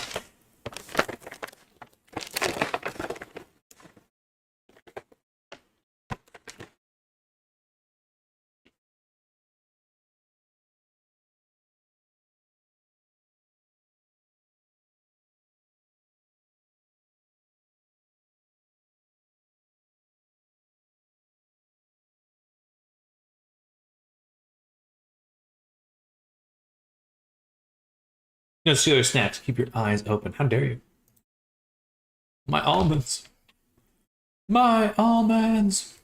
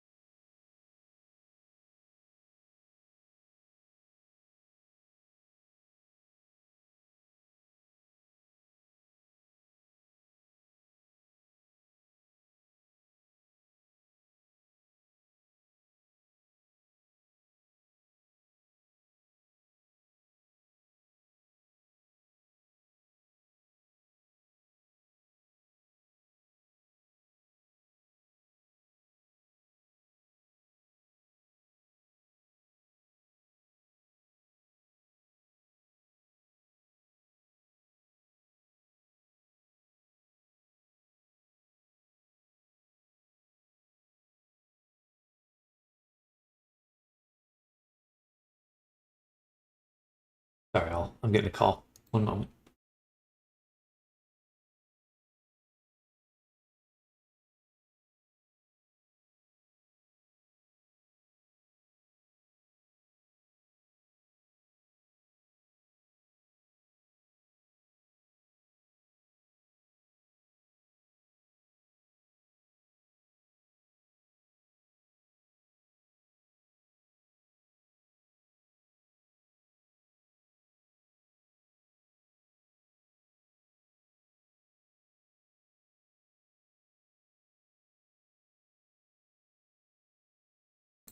All right, I'm back.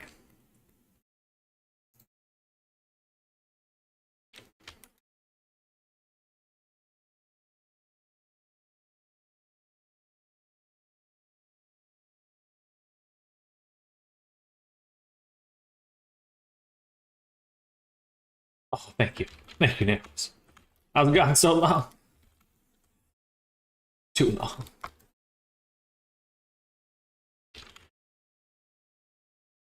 Oh, you know what? I should have done this a while ago. If anyone wants to join me in VR chat, I'm gonna be plopping down in a world while I work. Usually eat things like crackers and stuff for snacks. Just something I can munch on without making a mess. Doritos don't count as they get everywhere.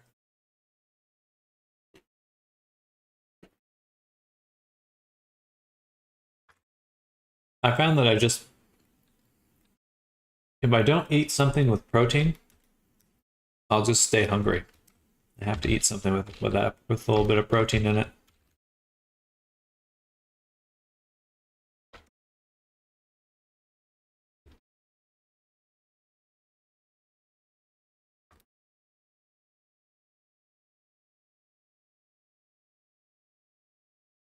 Otherwise, I just stay in snacky town.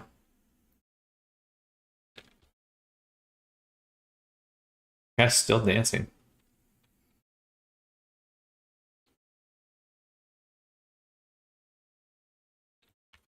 I built a promotion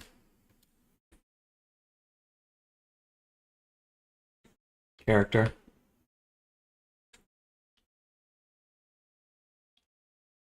Yeah. We'll hop in a world. We'll do something a little different than a Black Cat this time.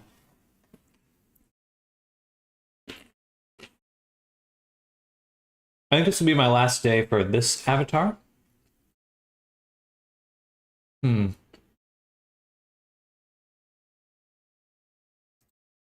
am I do? We'll do McDonald's.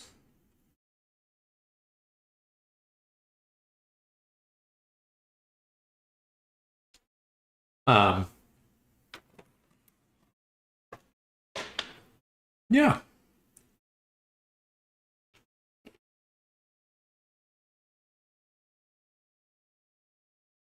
Hello, Sally. Welcome. Welcome back.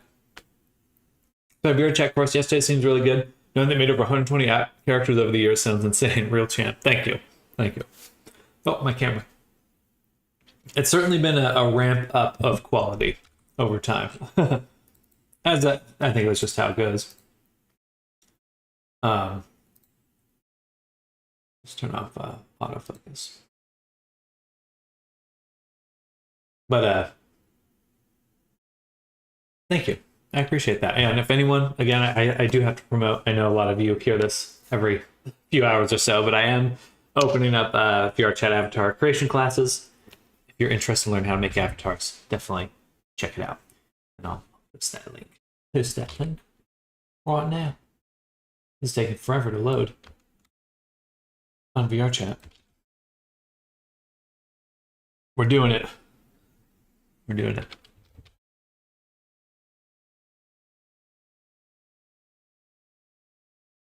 And I'll just stand here.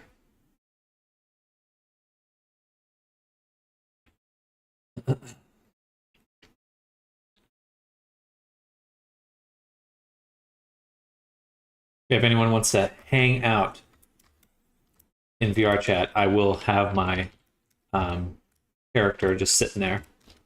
And in the future, I'll do more like, it'll be less advertisement and more just like, hey, I'm streaming, you know, I stream making avatars.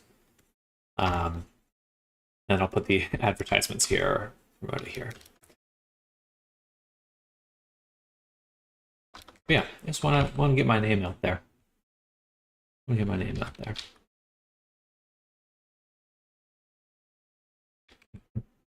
Check this car.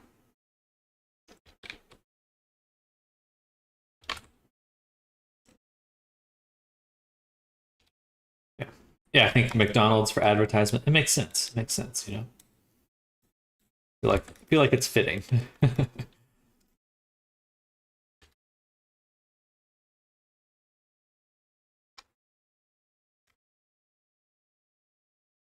We'll make that in a little bit. In fact, I think I need to start breaking these apart into high and low poly sections.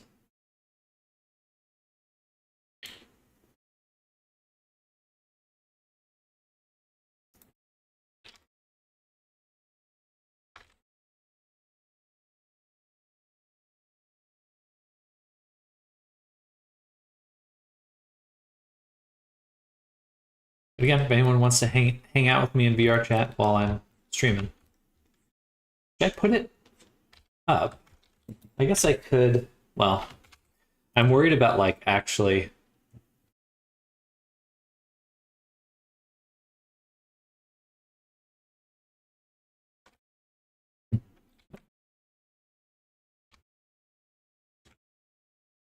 I'll be joining soon. Sounds good.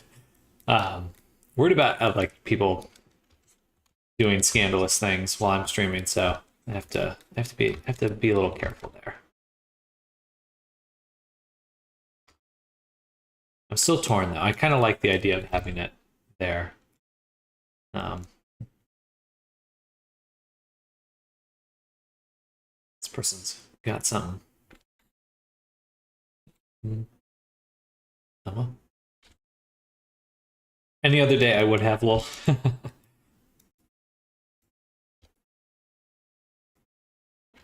All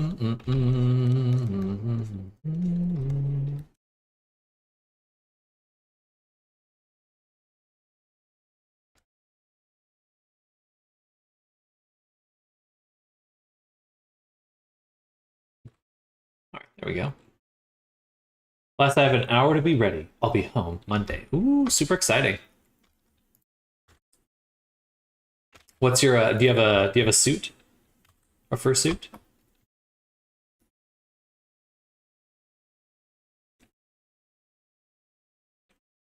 I feel like I should.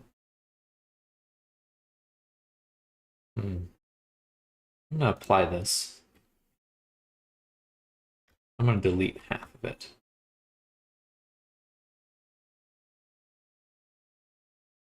So that I can put the multi-res back on. What? Should have a valid one.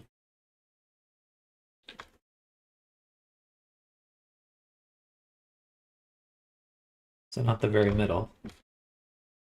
It's the very middle. Why can't I unsubdivide?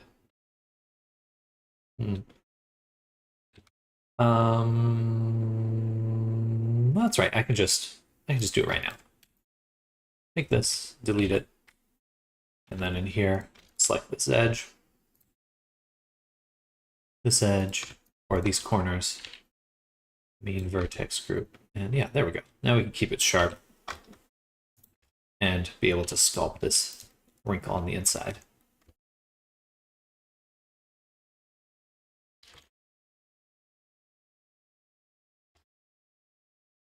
There we go.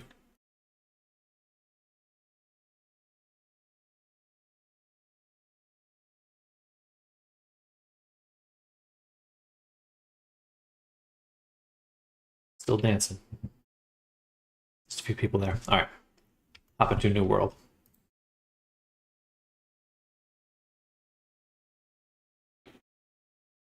Um, hmm.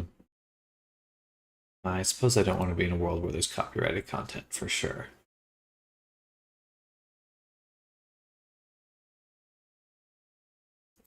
Yeah, we'll do Black Cat again.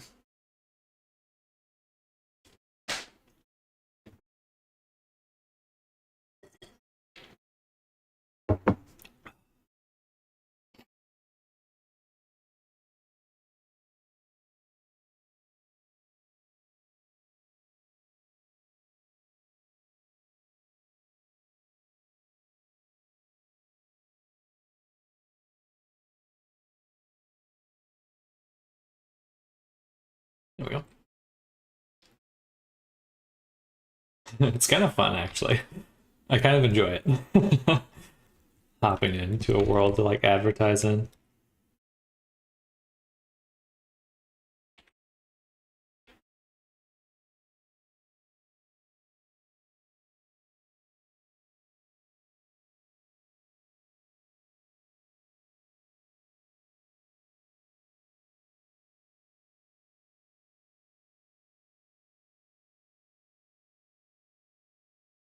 You're missing half your pants.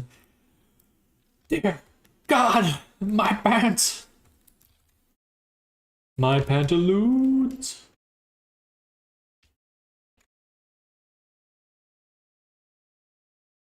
Yeah, I wanted to cut the, or I wanted to start sculpting this section here, but I couldn't because the other half was still there. So I figured we'd do this, and then we can rejoin them afterwards. They do have a seam on the middle, so this will actually probably work in my favor for making a detailed sculpt. Clipping frames, like face sets. I could have used face sets. I don't think there's anything wrong with either way.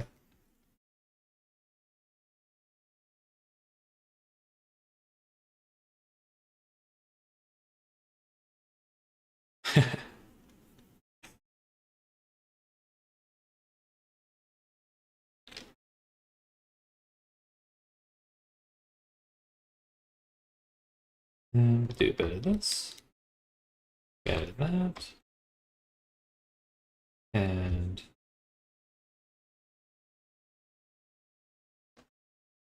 there we go.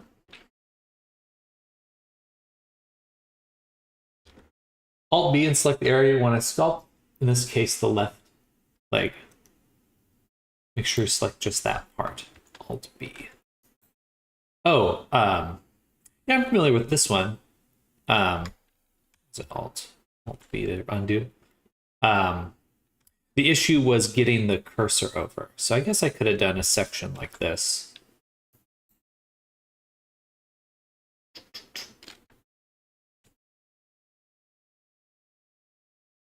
But I'd rather be able to just turn off that section like this and work in there. Because again, I know I'm going to separate it again because I want that seam in the middle of the pantaloons. Pantaloons. Whenever we end up baking, which we'll get there.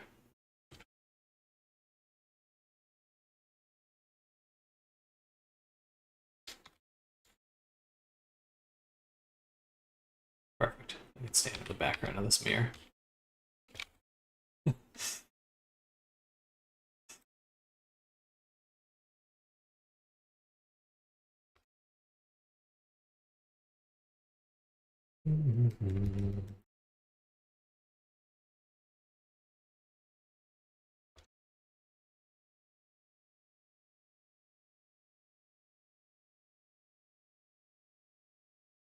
Do one more. So again, the Black Cat. It's just the most popular.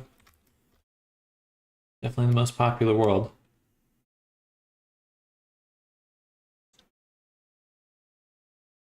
Advertising is a numbers game.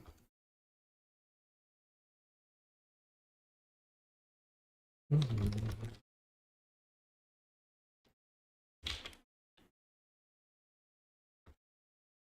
see. Let me put down the sculpt like right here.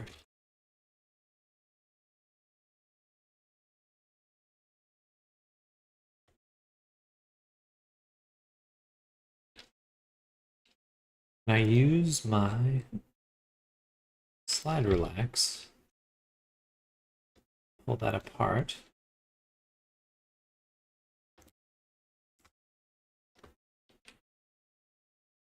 What is going on there? It's so squished.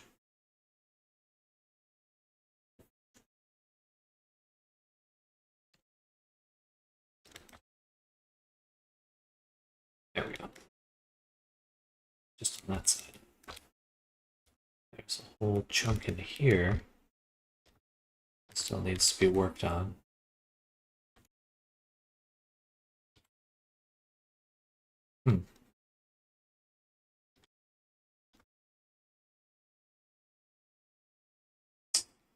Interesting.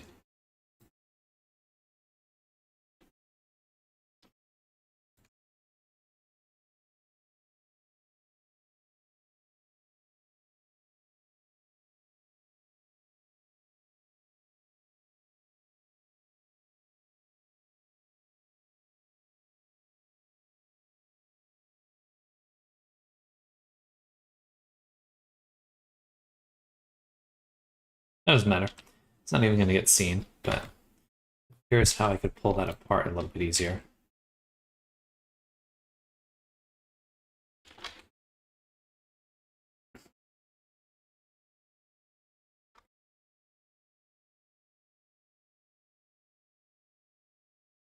Okay. And then this shirt also needs a solidify.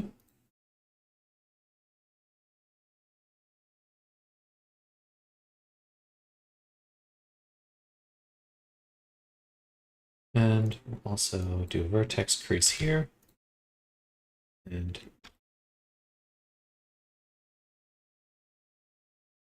here.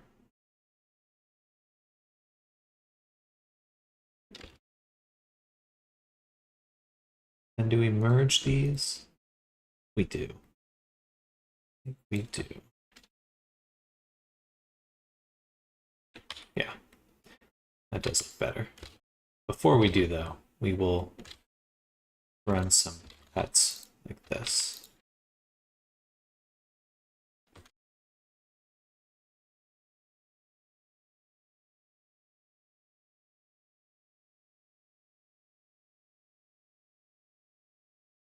Then collapse, and crease them again.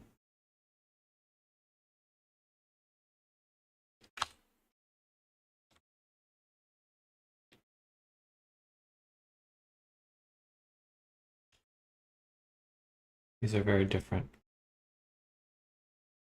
on either side.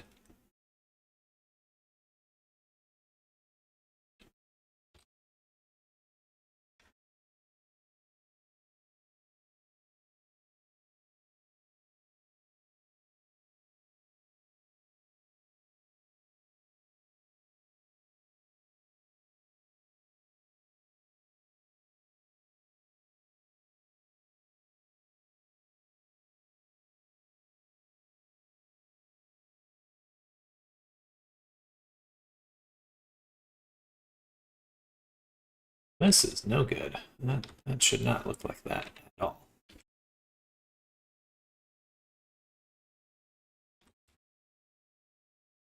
All right. Good stuff. Cowboy outfit looking good.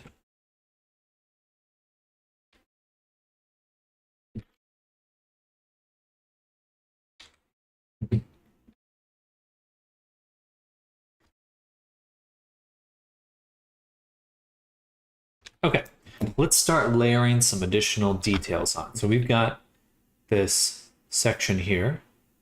First, the kind of, what would be the word for it? Over vest? Chunk of vest that goes over that. Let's make a backup copy. So we'll call this Bub Chub with O1.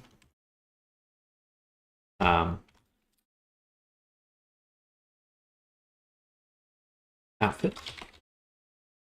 Cowboy. Sculpt. Okay. Save right there.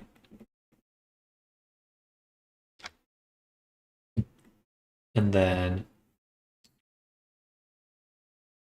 this is the sculpt. So outfit, sculpt.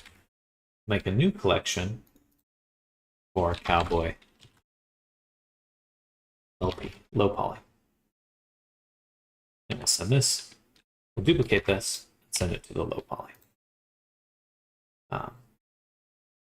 And actually apply the base. Call this jacket low.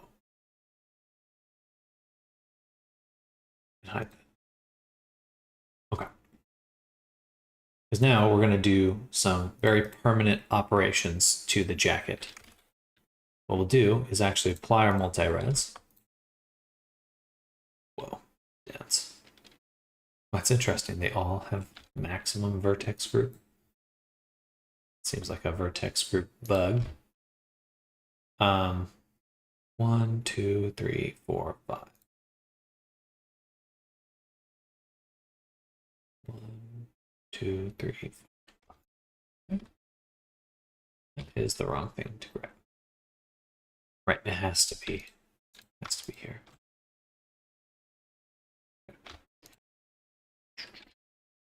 First, we'll grab the. Let's do it one at a time. I could bisect. That would make it simple.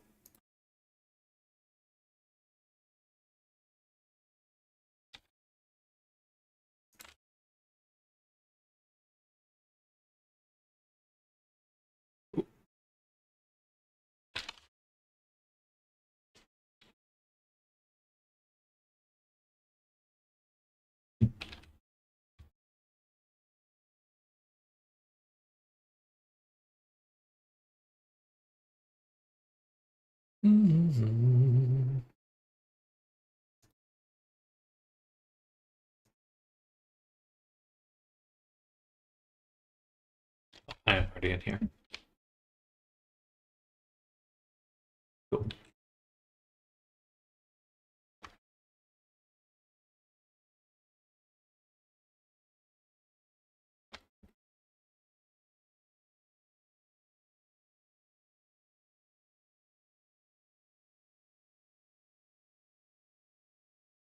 So we'll bevel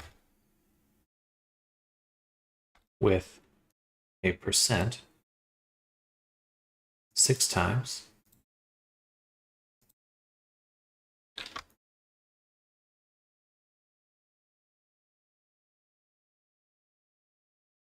Right about here. Then I'll go to edge select, minus, minus, minus. Hit O, go to sharp, Alt S, shrink that down until we're just influencing this section we made. Now we have a nice sharp seam where we want to make that.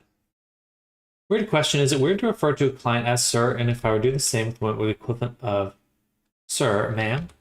I don't think it's weird, it just depends on kind of flavor of customer service you're going for.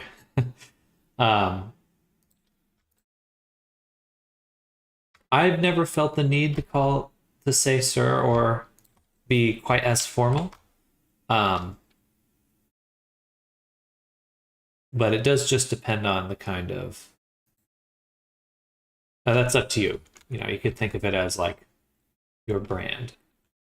Like what kind of brand do you want to? What kind of vibe do you want to give? You know. Better to avoid gendered honorifics. IMO. IMHO. Definitely in VR chat as well. I would say.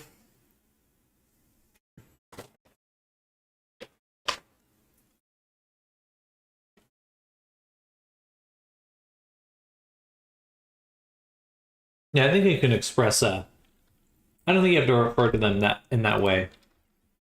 Just using their Discord handle or something is probably just fine.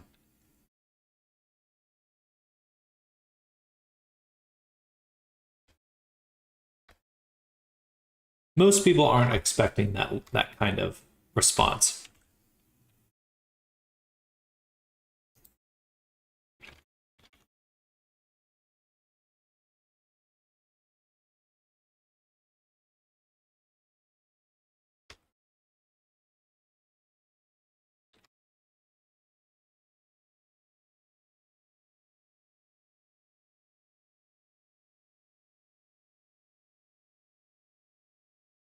And we'll add a solidify again. Ooh, that is rough.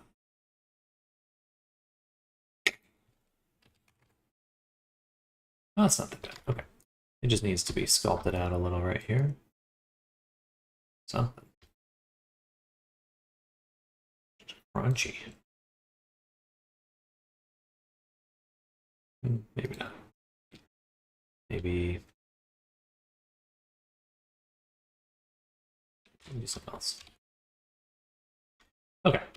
Now what we'll do with the jacket is we're actually going to make it its own little collection. Jacket. Move this in here, and we'll call this jacket high.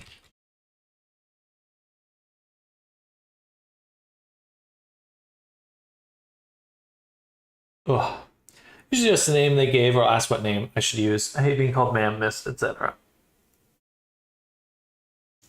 Honored client. Revered one.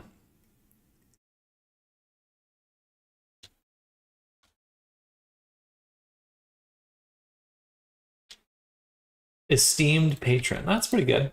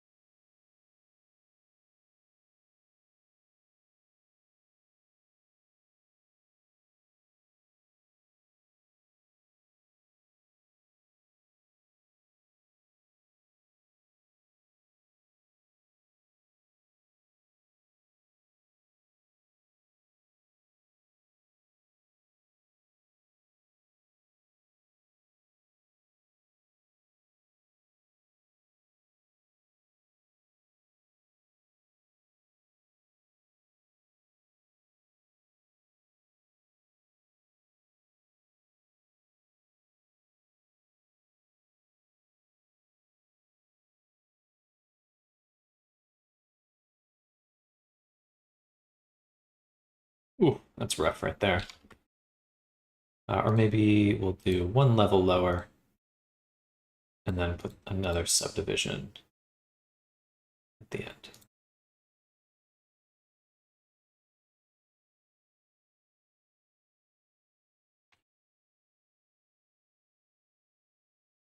Okay, I think that looks decent. What does it look like again on the reference? So we do get this little, and there's actually a little cut right there. We can do a crease right here and rip it. You get a nice little thing, and then we'll do a mirror, and then we'll just copy that material. Okay, so now we're getting some nice details. Fancy.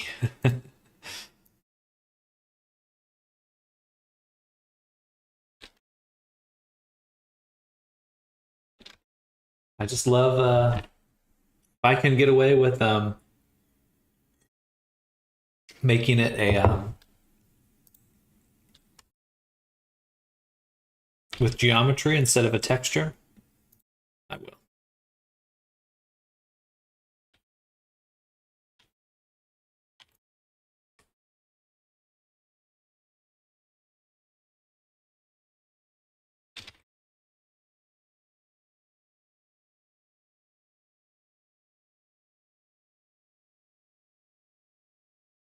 Because it's easier, in my opinion, it's easier to change geometry than a texture, especially a PBR texture, because you just have so much stuff after a while, like so many different layered maps, that it does get a little bit easier to just work with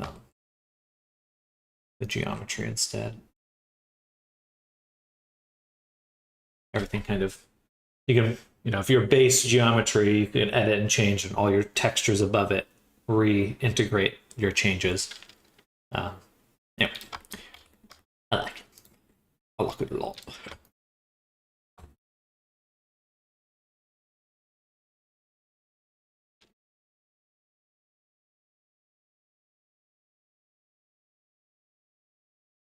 And then here, what I'm going to do is take this.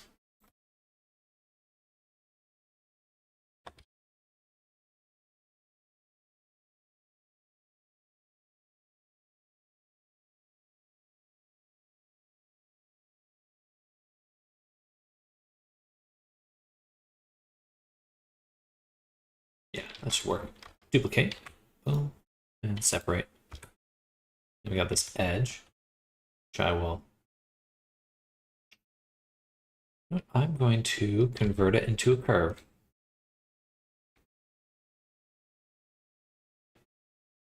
Yeah. Curve. Select the whole thing and do curve, clean up, decimate. Only Bezier curves are supported. Okay, make it a Bezier curve.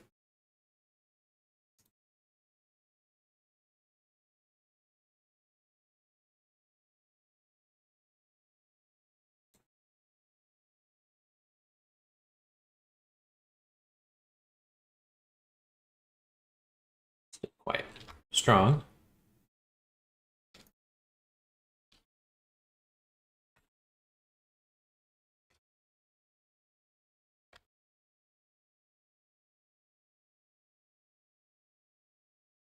All right, but now I can hit it with a geometry, extrude, give it a little bit of depth.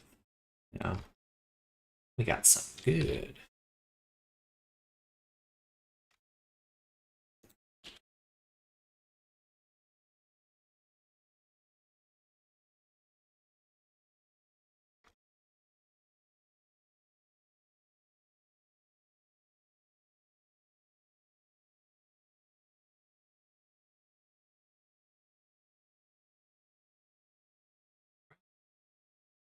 And then lastly, we'll add a mirror.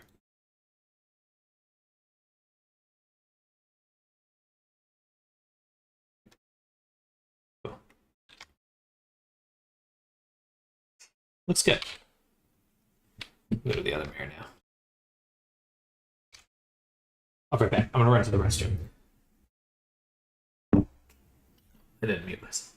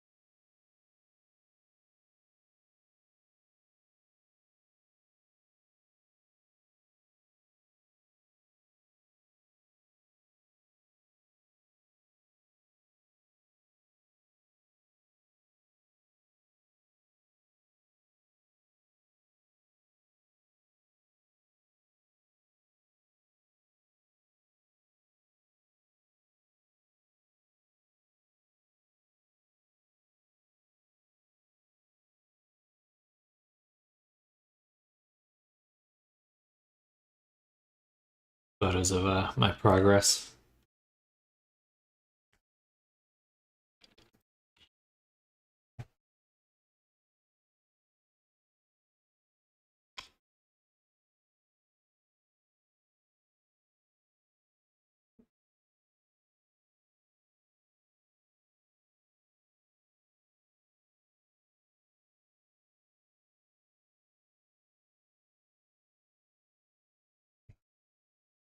All right.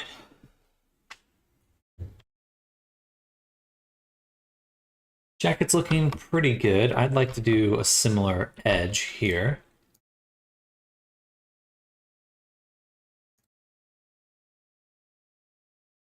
If I can fucking select it.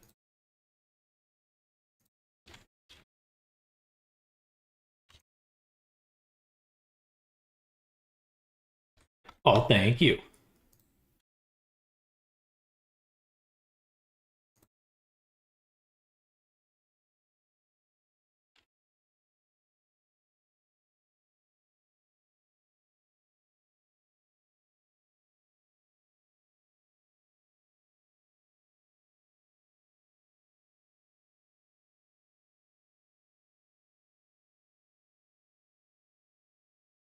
And then convert this to a curve.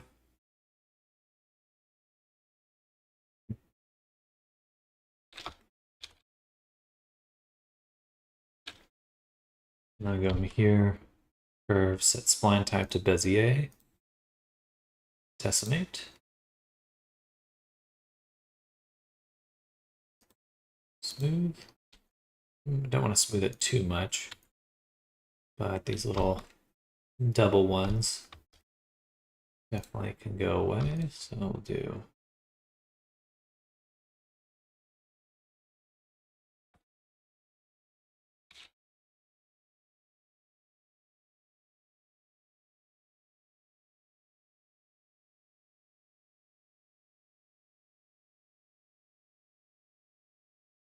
all right, something like that.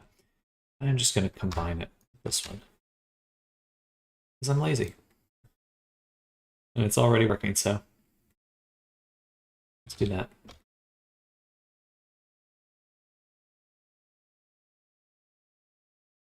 Now, it is going to be an interesting question of how do we make these little tassels? That's going to be interesting.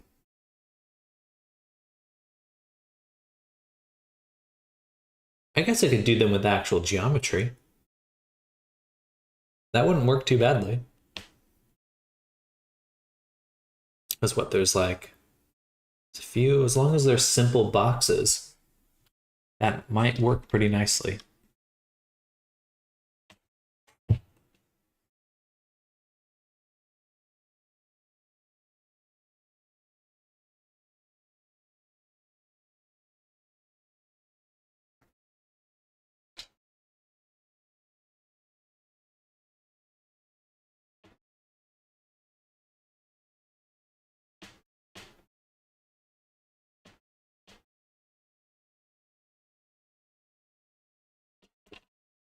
You have to give each individual one a Fizbone component.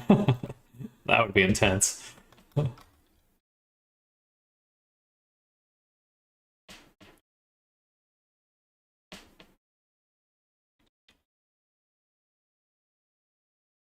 up, Tooths?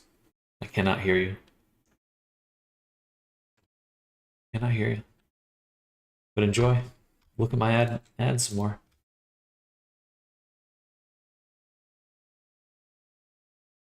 Okay, let's make this little section right here. So we'll do plane, rotate it, break it, shift tab.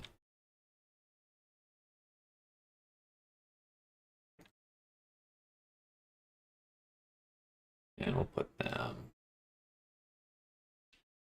right here.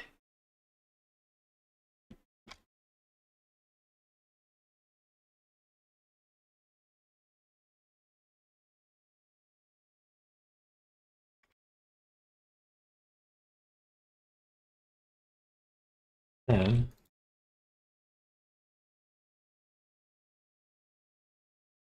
individual cuts, fill that in, and add a solidify.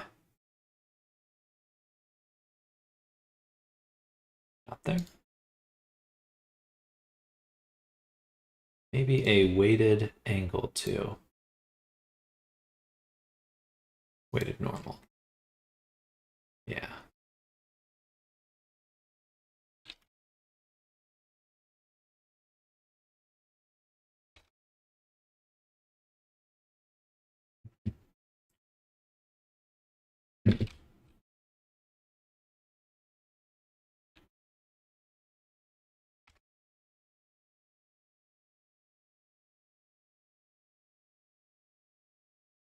Then we'll take this whole segment, duplicate it, extrude it straight down here.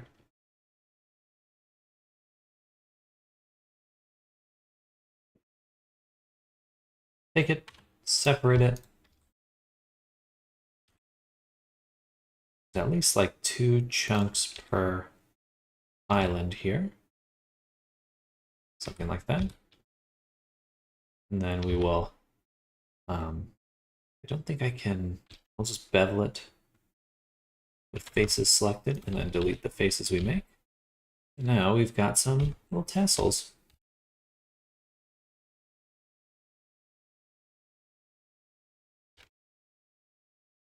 Oh, excuse me.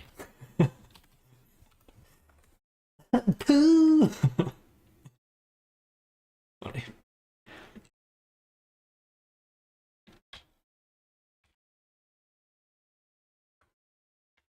Wow.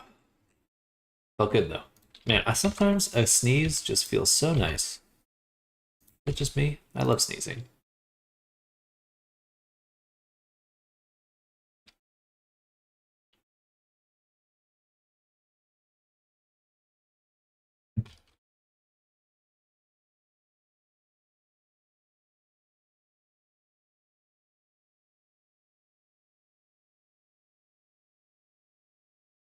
And lastly, add in a mirror. Sometimes sneezing makes me feel like I'm trying to blow up a balloon, but all within 1 second. Look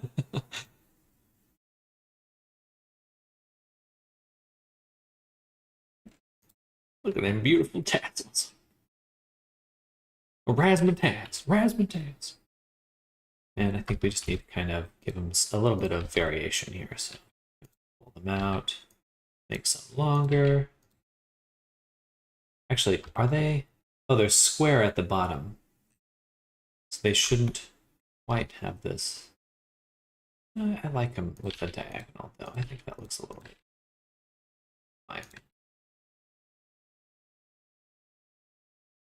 My humble opinion. My humbly. Totally didn't do that when I was inflating balloons for my dad's birthday. I hate inflating balloons. It always fucks up feels like my jaw hurts afterwards.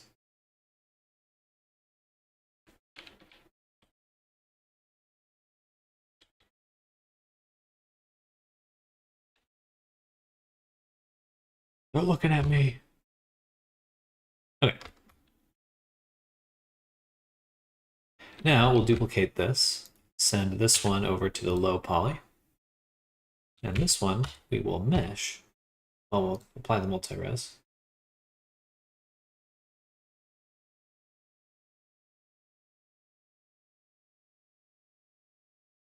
Well, there's a subdivision after the multi-res. We don't need that.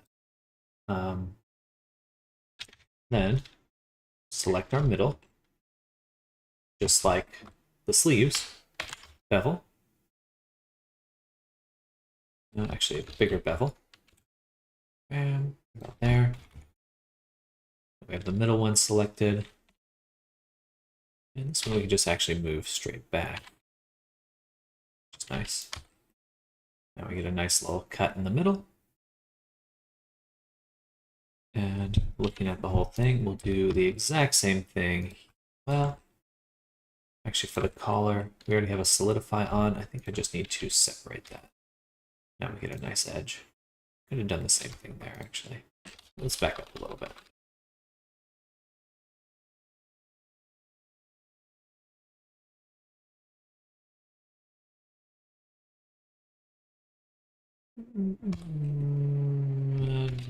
Yeah. I do like the bevel more.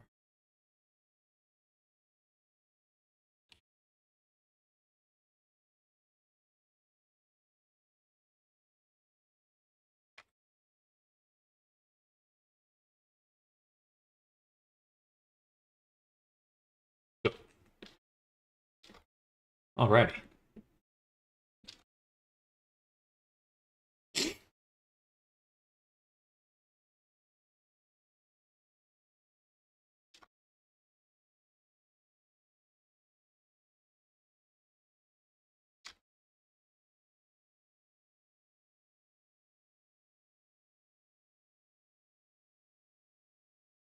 All right, let's make an actual belt.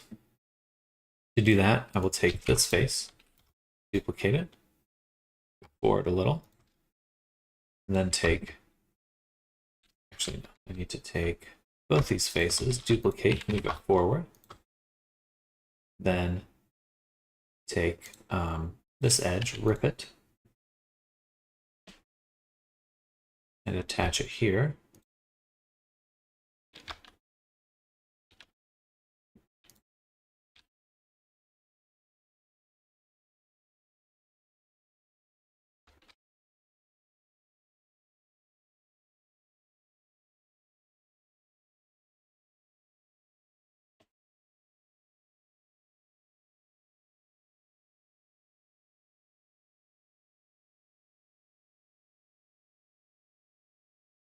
And voila, we've got an actual belt.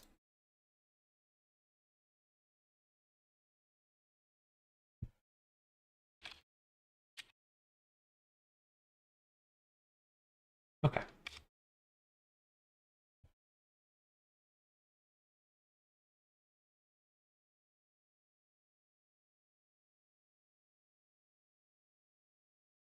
Good stuff. We'll put one cut towards the end here just to make it a nicer bevel. We'll do the same here too.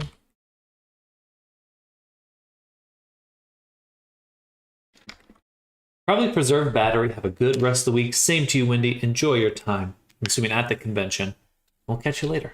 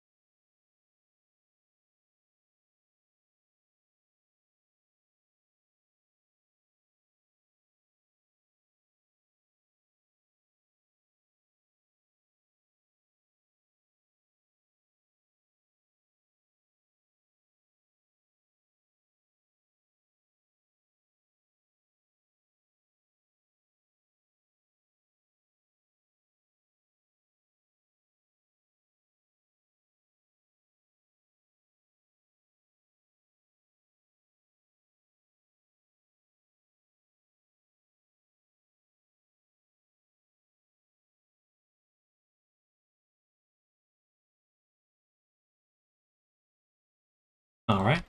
Now for the bandana. We didn't really give it its full sculpting, I feel. It still needs a little bit more work. I'd like to fit it on the back of the neck especially a little bit better. I just threw my tablet pen across my desk. Fill in this space here.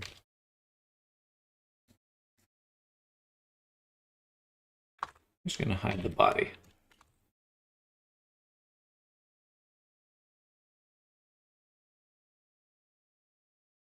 Something like that. Feels a little much more cowboy-ish. Cowboyish? Kabish?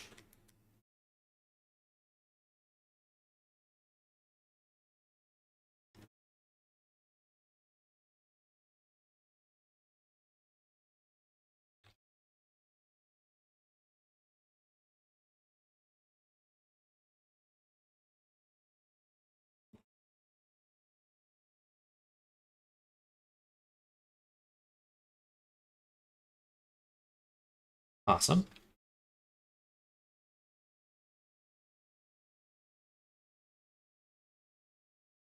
All right, more sculpting to do.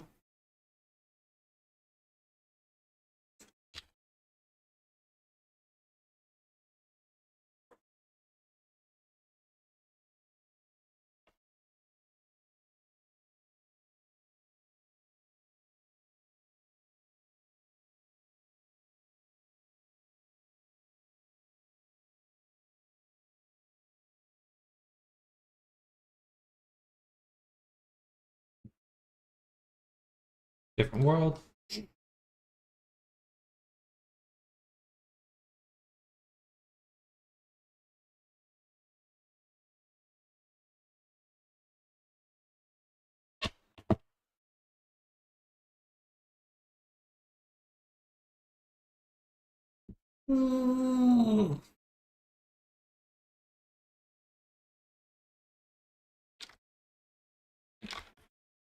Now for the hat, I will separate the actual object here when we do the high poly version.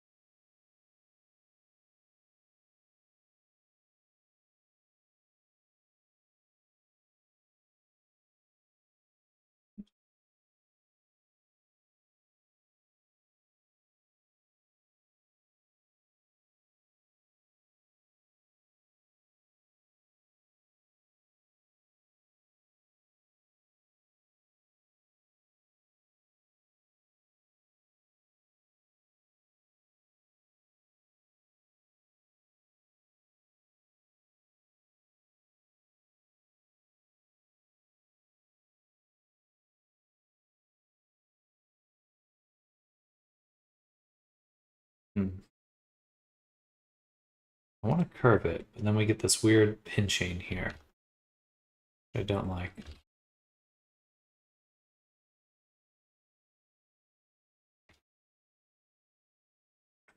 Solidify that. Let's say 0.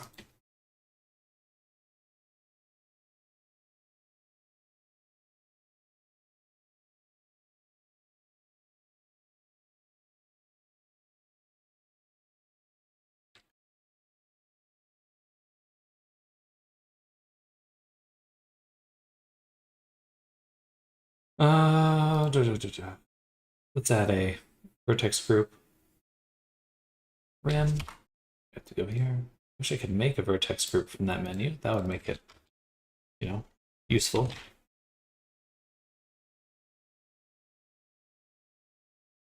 And that way I can use my bevel and target just that vertex group.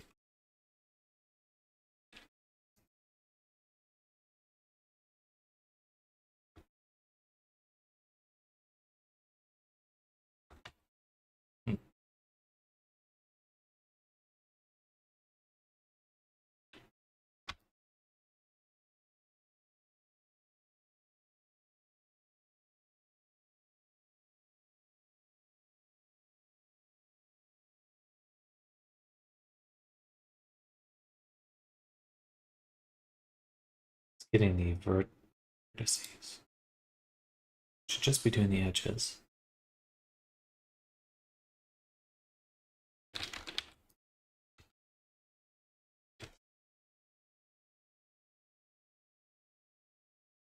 Yeah. Bevel groups are, or bevels are a pain.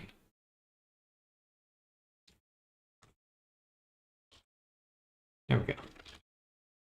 Nice, clean beveling, but it's still... Yes, there we go. Finally.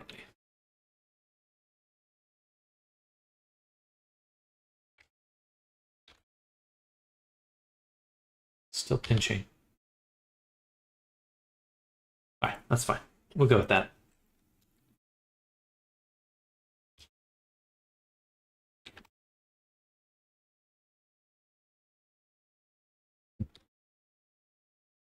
No way they have a heart.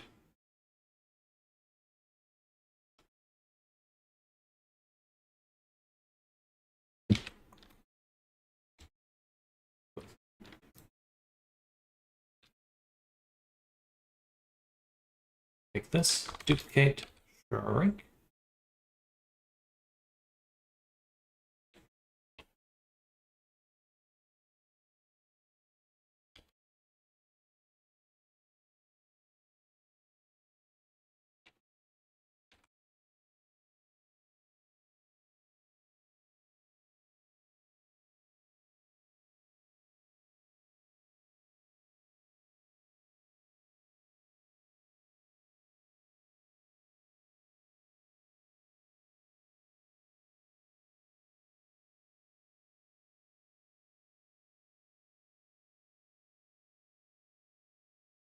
Push that in. Okay, now we got a nice little belt.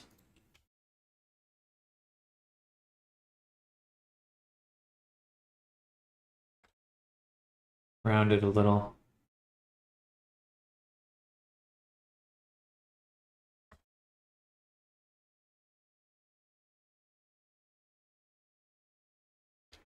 Oh, it's which bevel am I using? Gotcha. I'm putting it on the vertices. Duh. I have to be using this one. Okay, so which one's this then? That makes more sense. Didn't really help it a little bit. It made me feel better.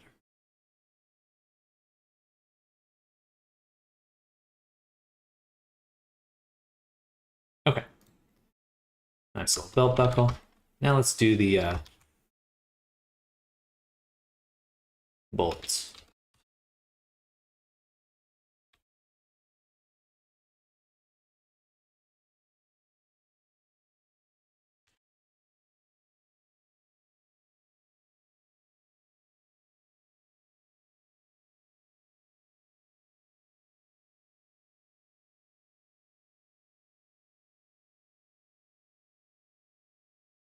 Looking awesome. I love the whole cowboy aesthetic. Thank you. Thank you, Nammers.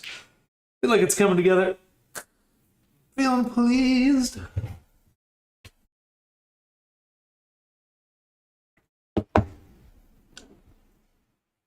Definitely, you know, every time I get in and I start working again, I'm like, oh, I'm a little bit faster. I'm a little faster. Fast as fuck, boy.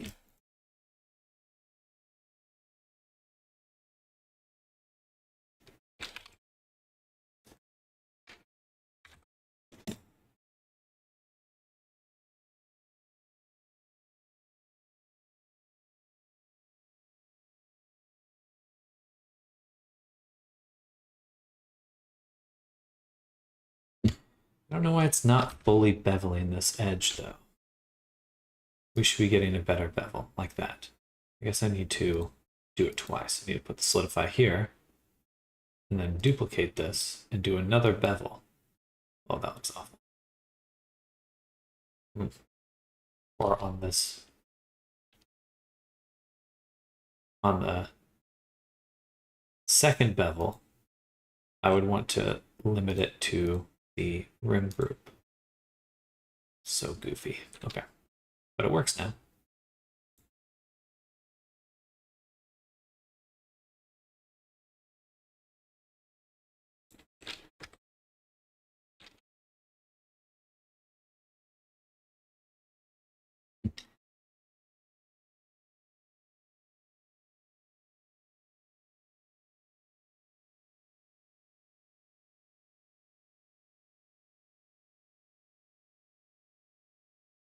satisfied.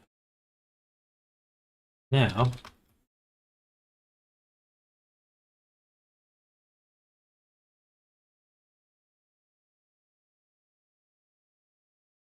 let's make these bullets.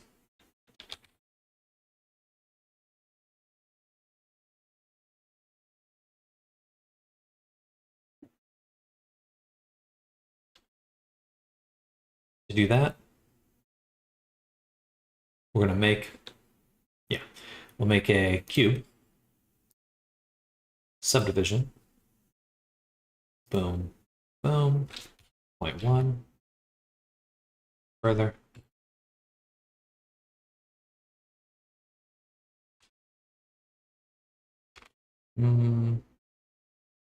Yeah. Reset. Reset. We'll just do a simple bullet for now.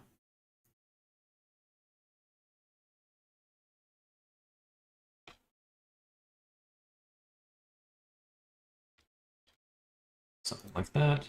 Shade smooth. And then we'll hit it with parent to the cube we made. There.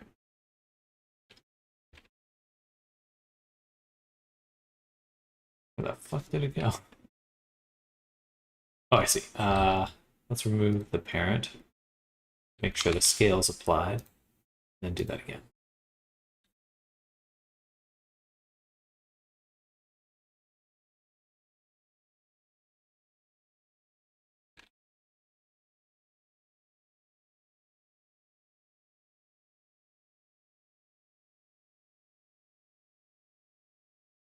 Right about there. And then we'll add in array. 1.1. Yeah, you know what? I like them perfectly touching. Scale it up.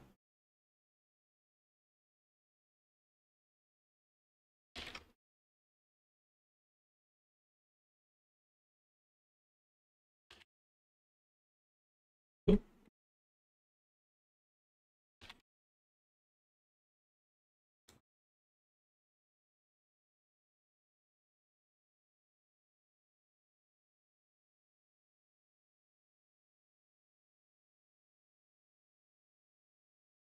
Actually, we'll do this first. Bevel. And a solidify. Other way. Make sure it is 0.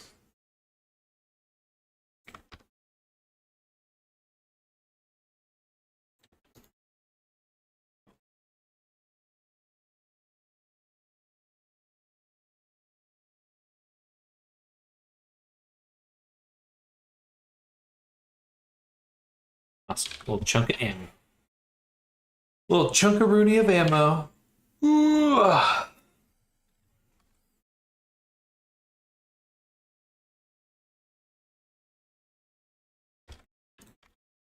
Bullet's definitely ginormous.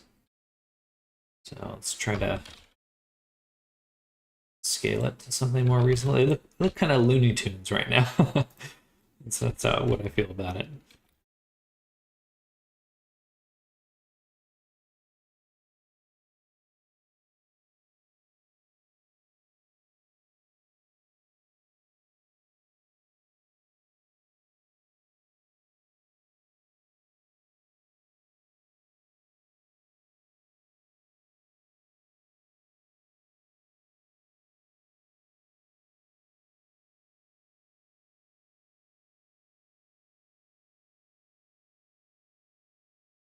A little comical. So it's too lazy to order every single tapioca pearl in the bubble tea. I just used some rigid body simulations in Blender to get it as well and realistic as possible. Hey, that's not laziness. That's efficiency.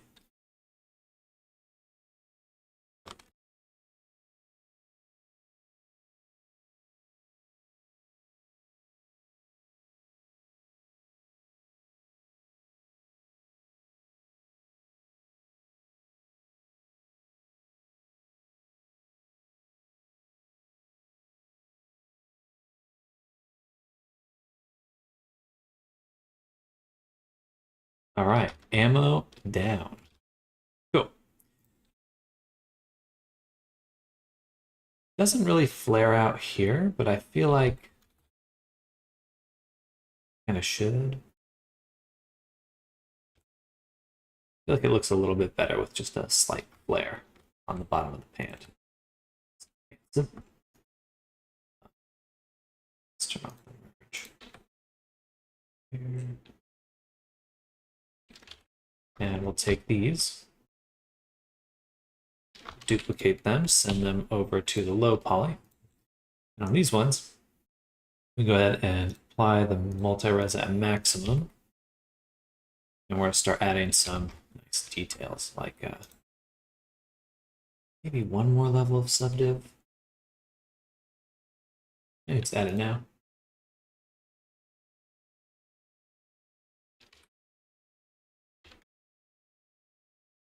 Perfect. Edges. There are people out there that aren't a fan of bell bottoms. That's true. It's true. They're not quite bell bottoms. They're not quite bell bottoms. Usually bell bottoms are kind of ridiculous looking. I am personally not a fan of bell bottoms, to be honest. I think they just look really silly. Sorry out there. And not trying to just an opinion. If anyone out there loves bell bottoms, sorry.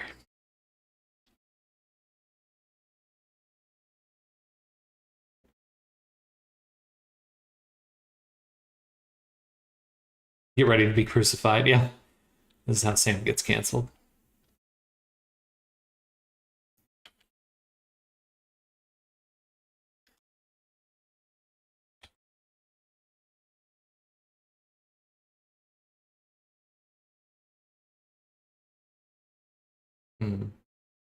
This edge definitely does not like line up.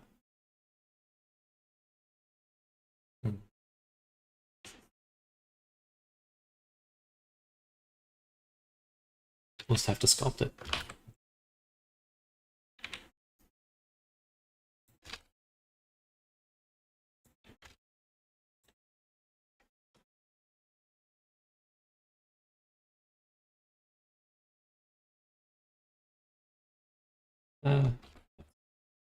We'll figure that out a little later.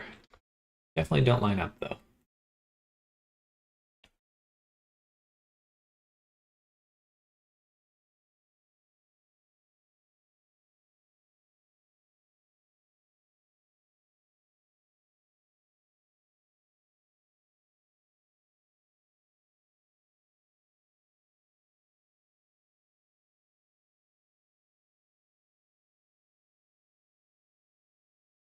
All right, that actually worked out a little bit better than I thought.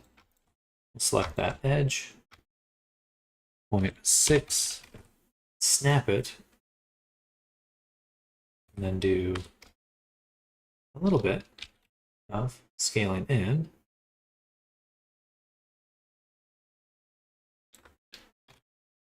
And a little bit scaling up. That's going to make a nice edge in the middle.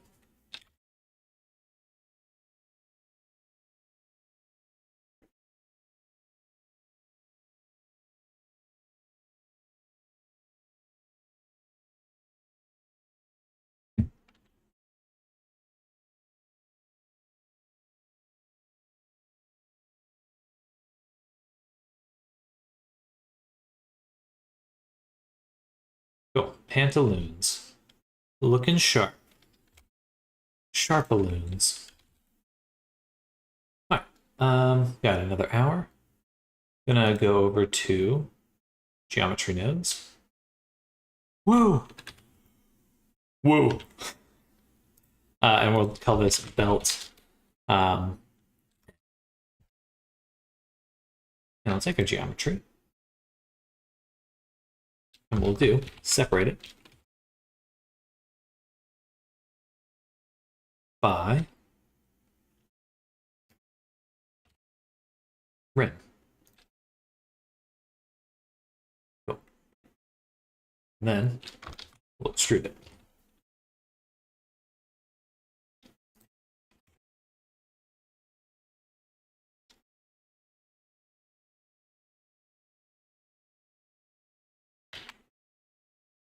Then join these together, the original. So now we've got a nice little edge there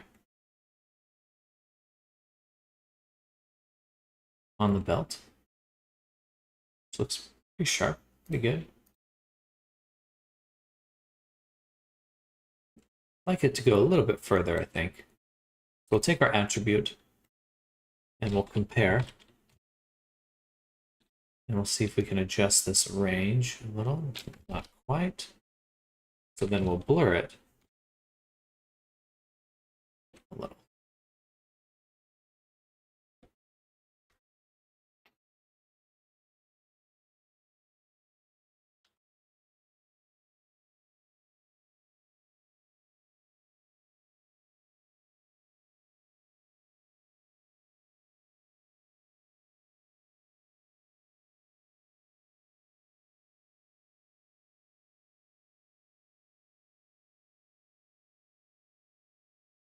Greater than or equal. Adish, just joined the stream and you're doing geometry nodes. What a time to join. Well, we just wrapped up and we're hopping out now. Yeah, I mean, I love doing just really simple, because I wanted an edge on my belt here. And so just a very nice way to add it, you know, and I can then copy it over my other belt. Needs a little bit more subdivision. Now we've got just a nice little simple edge. You know, easy. Sometimes easy.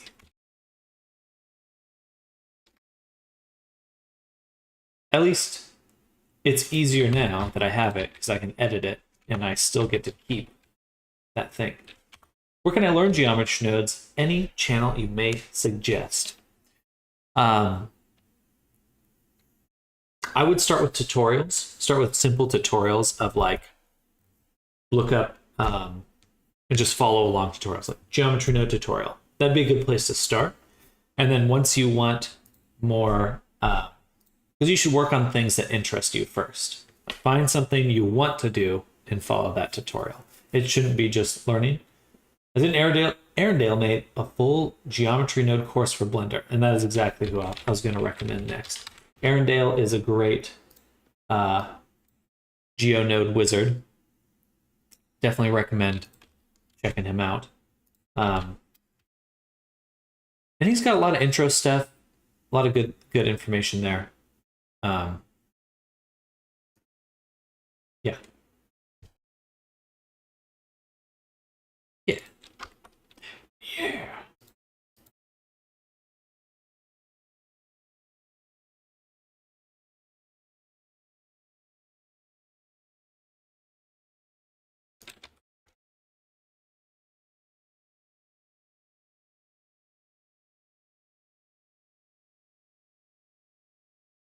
But you will learn the best starting simple and finding projects that you care about.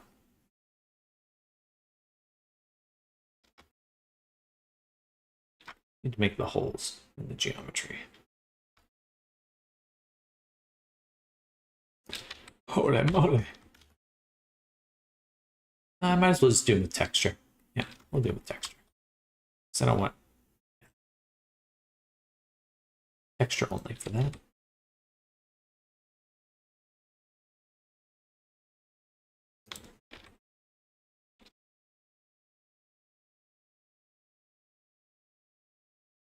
Perfect. I actually really like how these came out. But these should be the low poly ones. So we're going to join them. Duplicate, send these to low poly. And then in here, get rid of the weighted and replace that with the bevel.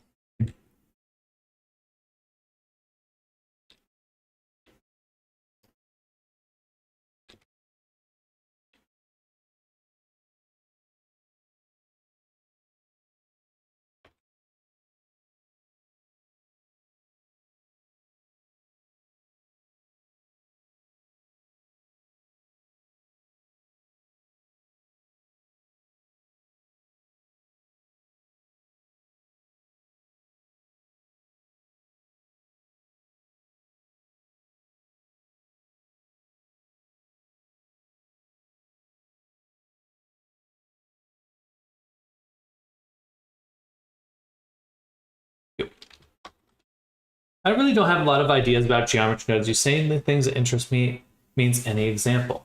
That's fair.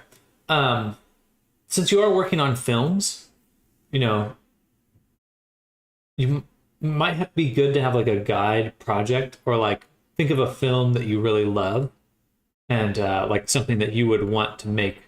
Like, oh man, I really want to know how they did this thing in that film because that's something that I think I'll use in the future. Um, that could still be a very general case, but I do think it's important to find things that you relate to personally.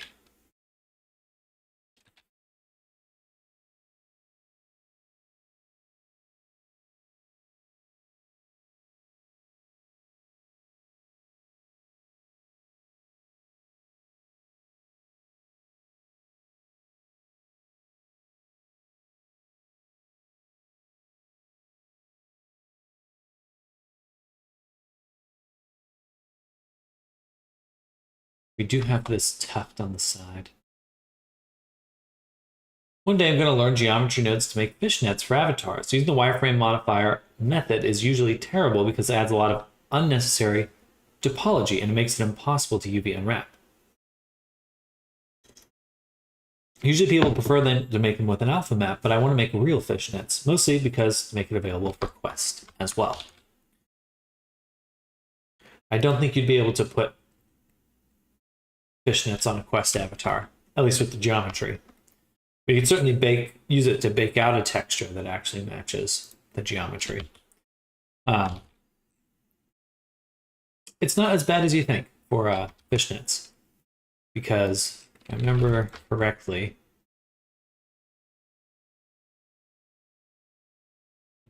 I think you can just subdivide the mesh a few times,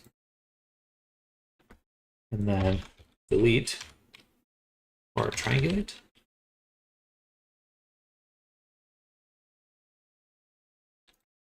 Delete geometry or delete edges.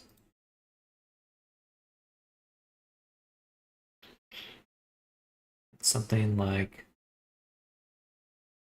edge neighbor.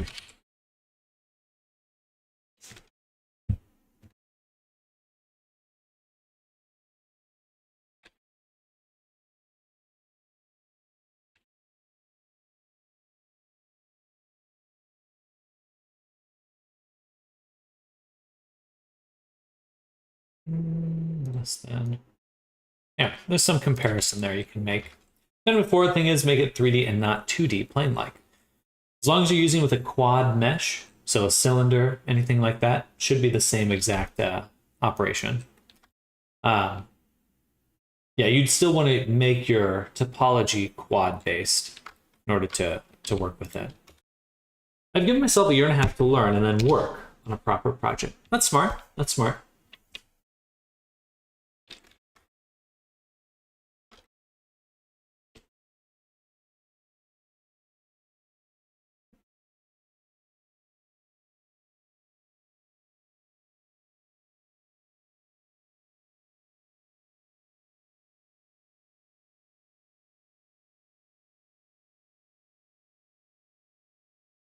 Trying to say, would you mind doing the same but with the wireframe modifier? I think you'll notice what I'm talking about the moment you check it out from the sides.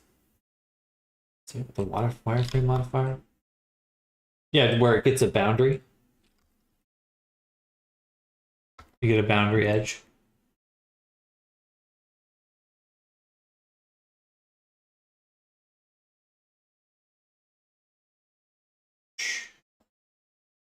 What you want is edge neighbors. You'd have to use edge neighbors, I think.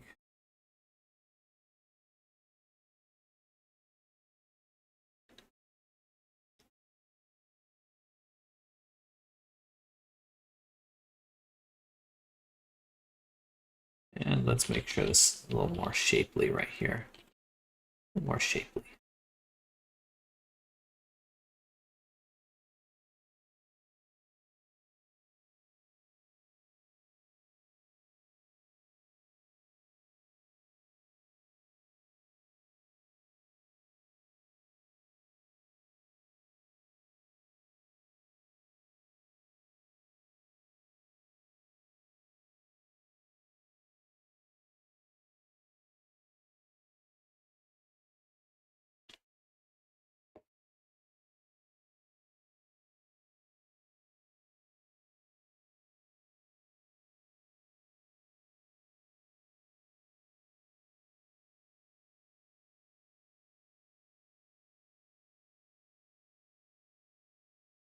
When applying subdivide designated modifier, when with unsubdivide, in the wireframe modifier, I see some bevels there instead of a plane-like object.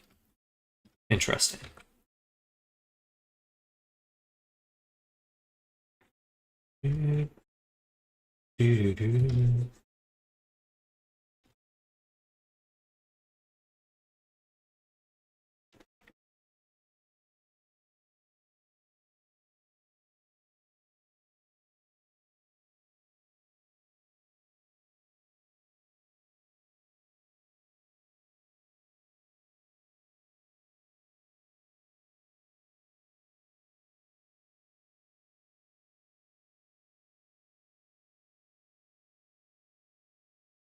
We should do shape, apply base. Work, apply base. Should be thinner now. Do I have to do it on a higher level?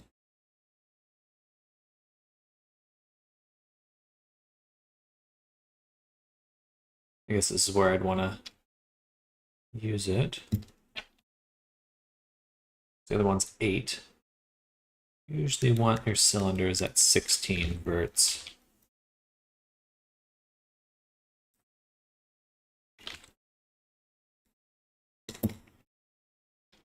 Recently I was feeling there's so much to learn, so little time. When I got suggestions for you, it gave me a clear vision. Thank you again. Absolutely, Adish. I look forward to seeing what you make.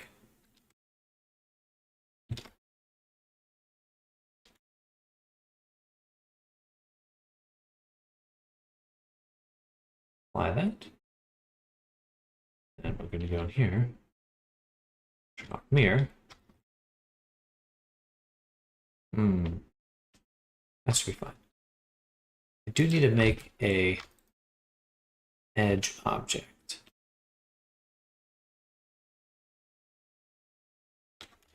Making films and stuff is a challenge, but I think that now more than ever is like the best time to really do something like that. Do a personal project like that. I think people are really scouting out for indie content nowadays,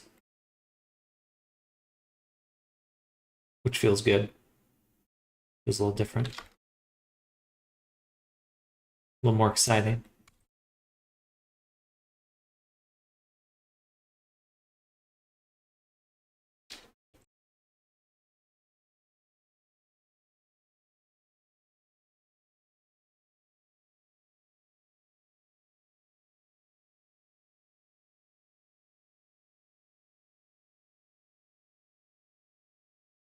Let's go here, back to layout. No more GeoNode. Now we'll take the hat, duplicate, send this hat to the low poly. And what we'll do here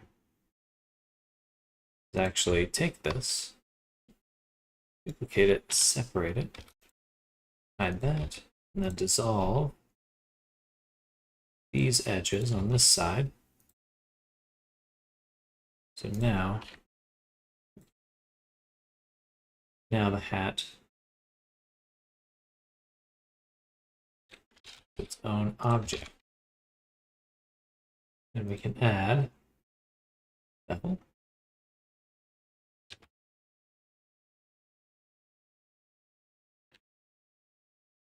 Here, wait.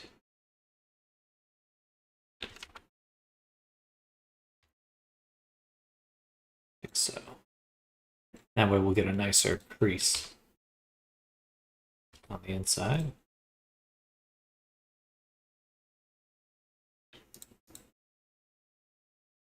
A nicer shadow right there. Not too much to do on this one. Maybe I'll add do multi-resolution instead.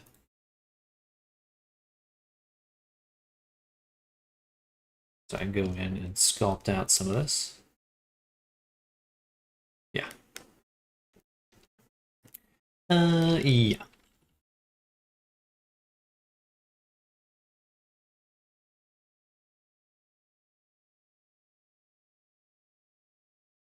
One more set.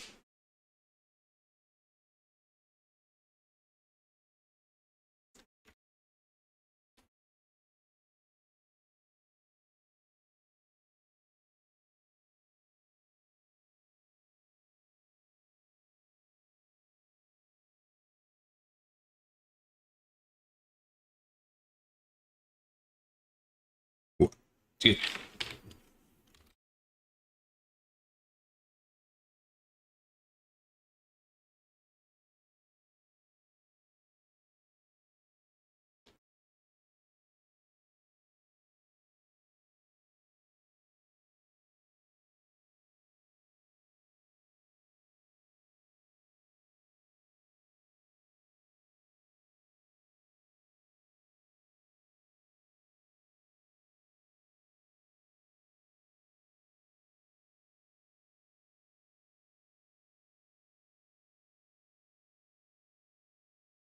I don't want to deform it too much.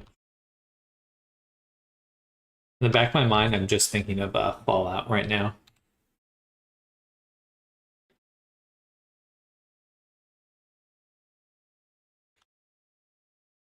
That was a fun. I like the cowboy character from the recent show. That was really good. That was very fun. Cowghoul.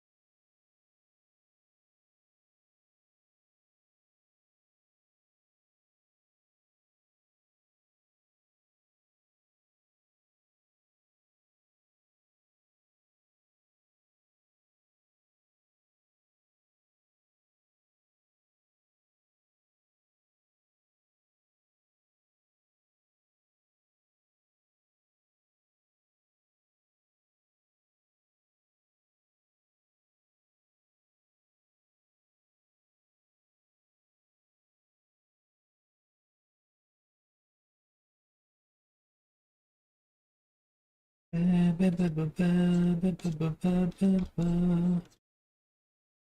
little shirt there.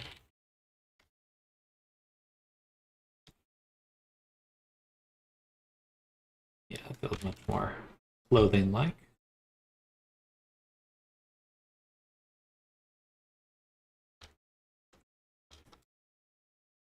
Do we spell bubble tea or bubble tea? I'm not sure, really. I think both are would be correct. Probably a space is the more correct version.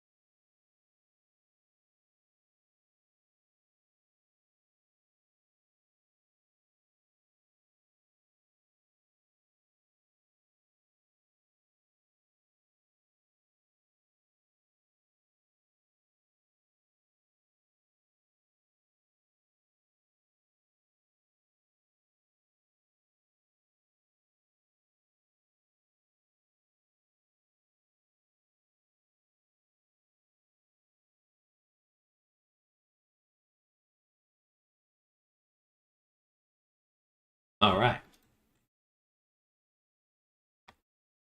What's going on with this one, though? Separate that one.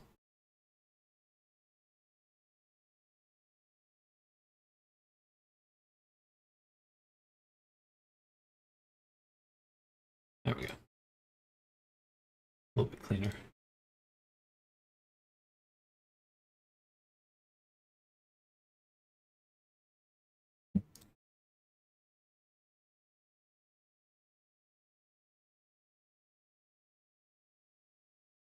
Cool.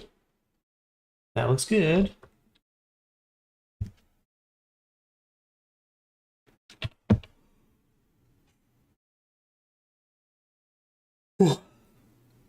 Mm. So he does need stirrups.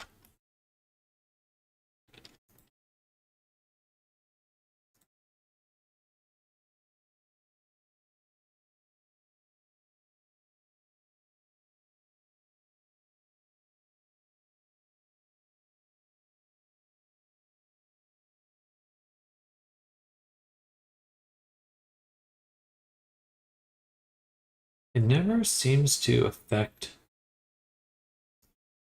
the bottom one. Why? It doesn't want to apply that shape. It should be doing that.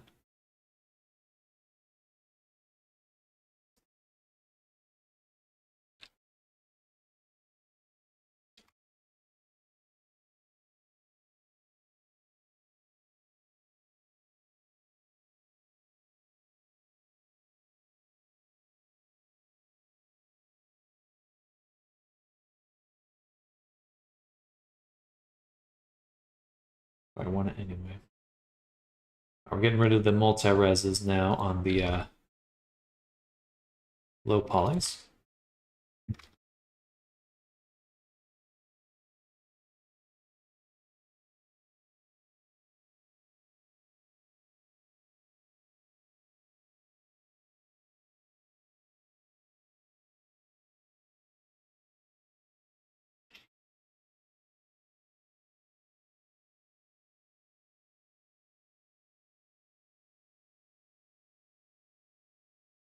My eyeball. Wow.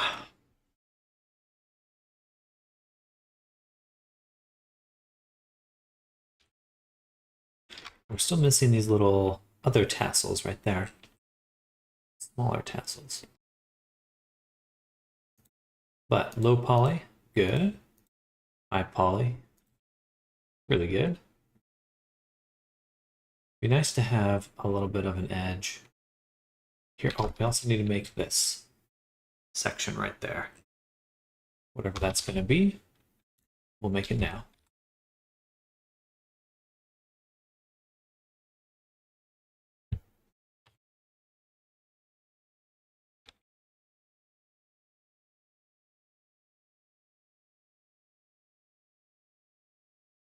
We'll add a subdivision surface.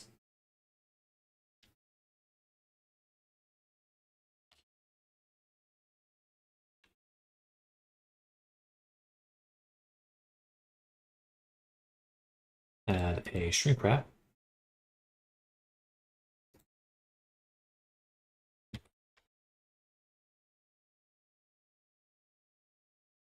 And then a solidify.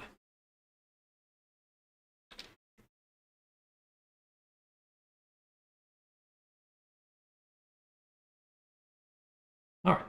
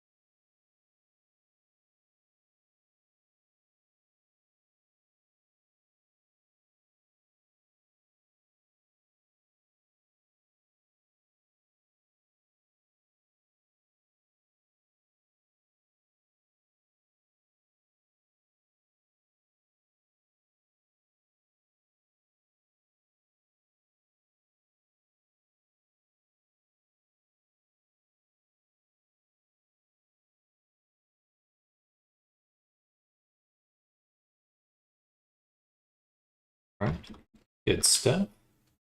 Make it a little bit thinner.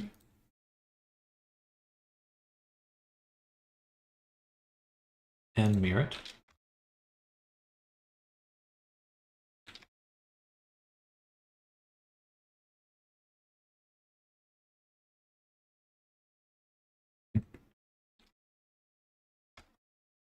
Gorgeous.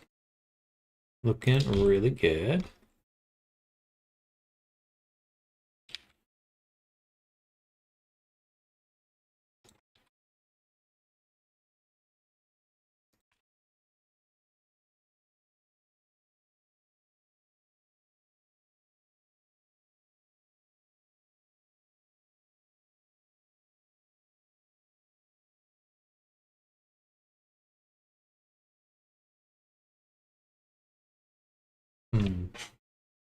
Yeah, let's just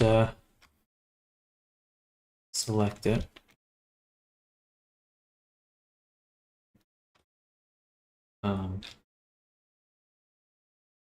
Group, rim, sign, geonode, slap on that new one, belt edge.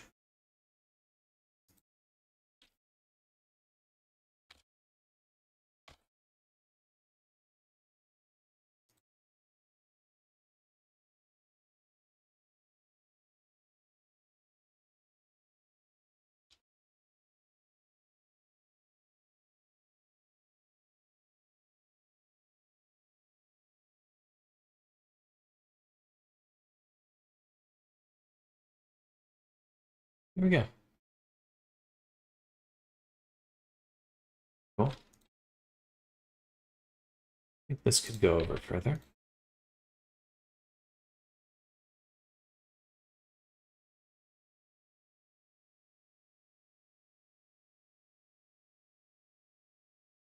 Nice, those are feeling quite detailed. Very good resolution.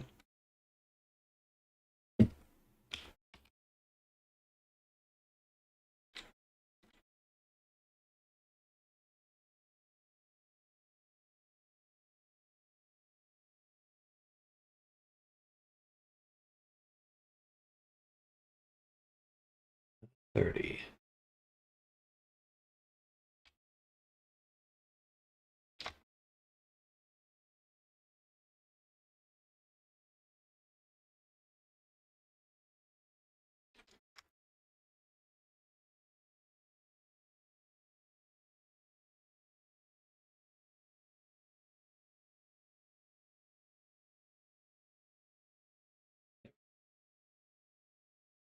Just need a little thickness.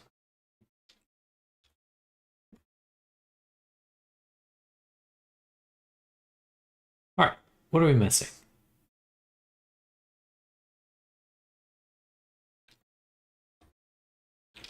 Again, the tassels here. How do we want to make those?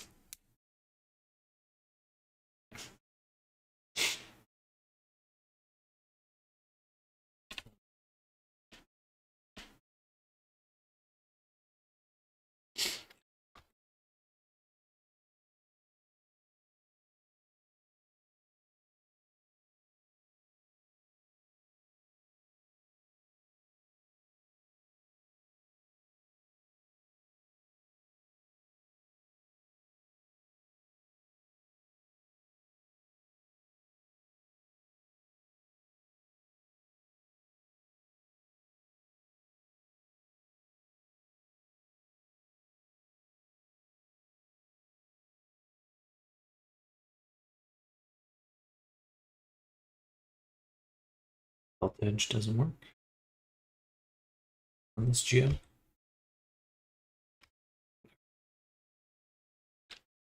I was doing something, but not what I wanted it to do.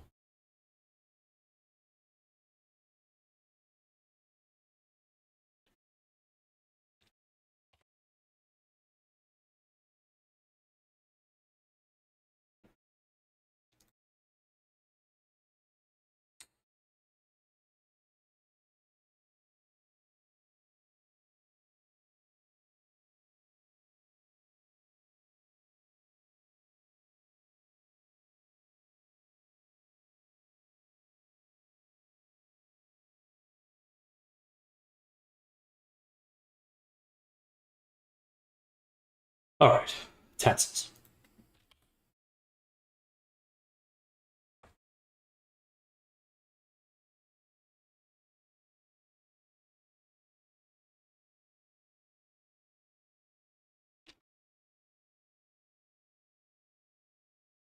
Let's look up some reference for that. Cowboy leg tassels.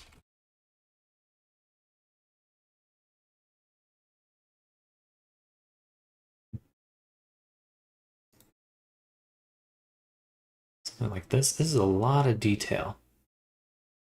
Assless chaps. Nice. I should be a little more careful what I clicked on.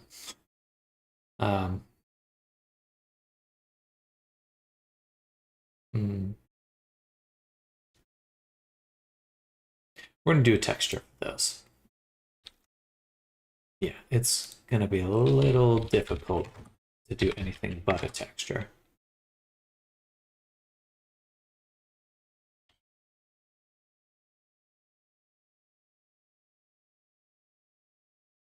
So, first let's just delete this.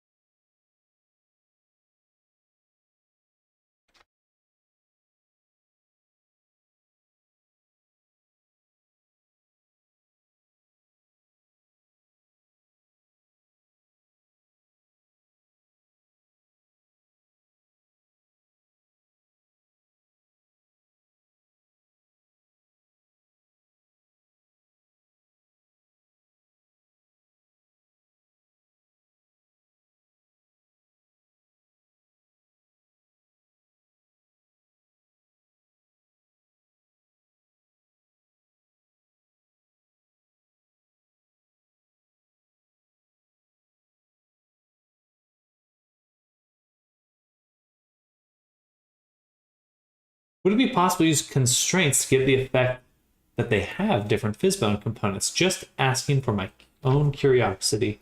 Don't know if that's possible. I'll make a tutorial on it, but there is a way. There is a way to use one Fizzbone component with a bunch of children that have constraints.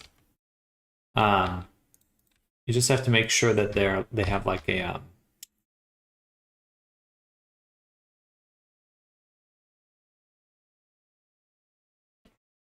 what do you need again? Oh, they have to have a right, because you can have a Fizzbone parent and then its set of children won't move if they have a constraint. So you have to have the parent, the first layer of children has the constraint, and then the second layer of children are the ones that will actually move. It is very constraint heavy to do something like that, though.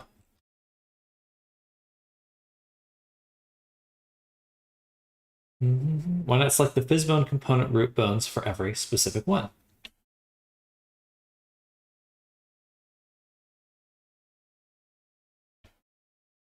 You have to, if you're using it,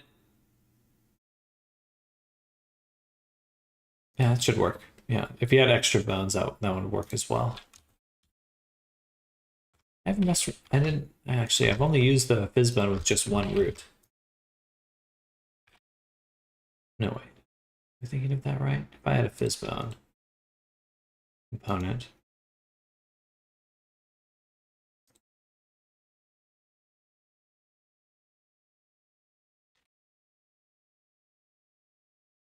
Root transforms. See if I have two. Can I take both of these and put them in there? No, you can only have one root transform. Yeah, so I think I did my experiment here. Yeah, you can only select one root, so test, Fizzbone test. So the way you have to do it is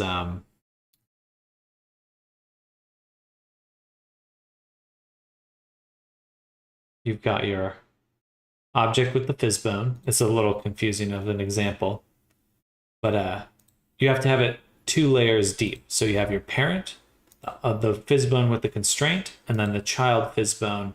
This one is the one that will actually move. So you'd have to have 2 bones in order to do it properly. You'd have to have a parent bone and then the child bone.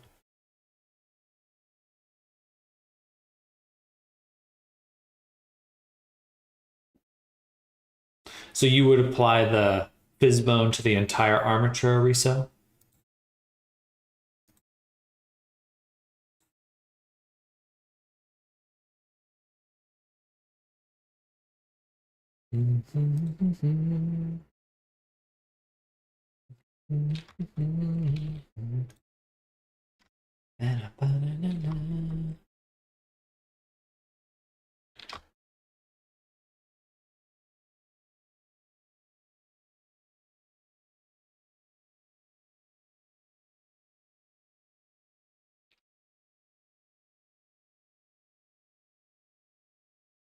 So I think what Namers was asking, how I interpreted Namers' question would be to have fizz bones on multiple different parts of the body.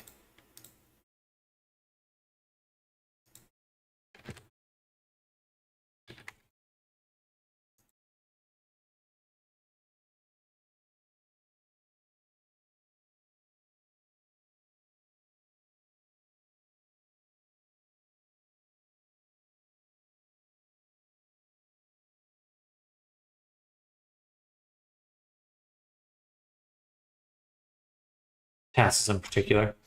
Yeah, the difficulty with this one is, so you have, oops, is it so faint? So if you have, what the fuck? Why is it so low? So you have this leg and this leg. You could do a fizz bone on these ones, the top section, just fine. And you could do one on the bottom section just fine. But they'd have to be separate components if you're just using them right out the gate. But the problem with that is then for each leg you'd have 4 fizz bone components, which could really limit your ability to make it performant. But with something like what I'm doing here, is you could have 1 fizz bone component, a bunch of children bones that you then use a constraint to snap to a certain spot. And that could work. That way you only have 1, but then you would double your bone count for each of the bones you want. And actually, no, you wouldn't have to double them. No, actually, you could get away with just a set of bones, because then you're snapping your transforms to them. Or no, because then they still have to deform. So yeah, you would double your bone count. Hello, Electro. Welcome. So there's a way to do it. It is, but then you're trading off more components or more constraints. So yeah, possible. I think I'll do a tutorial on that one.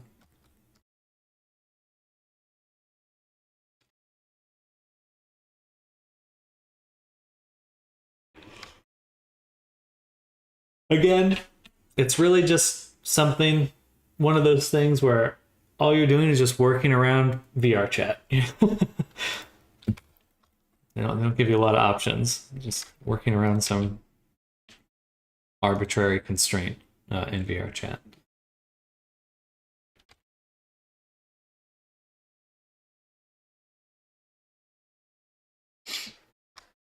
But hello, Electro.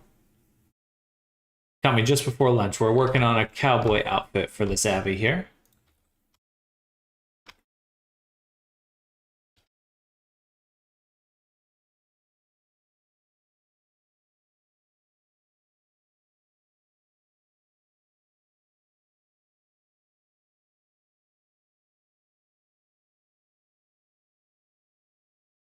Thank you. Thank you. Appreciate that.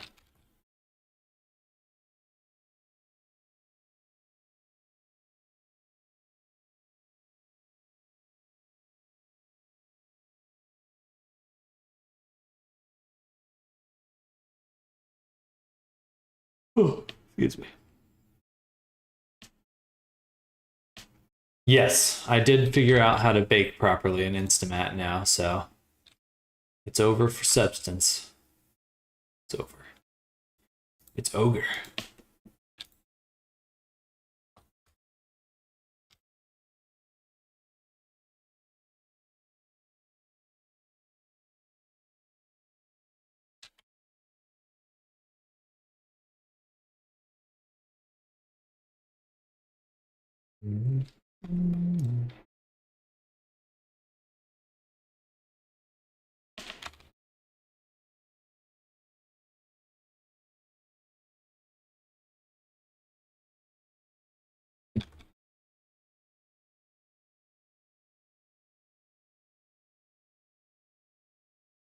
Does it keep doing that? It's getting so crunchy.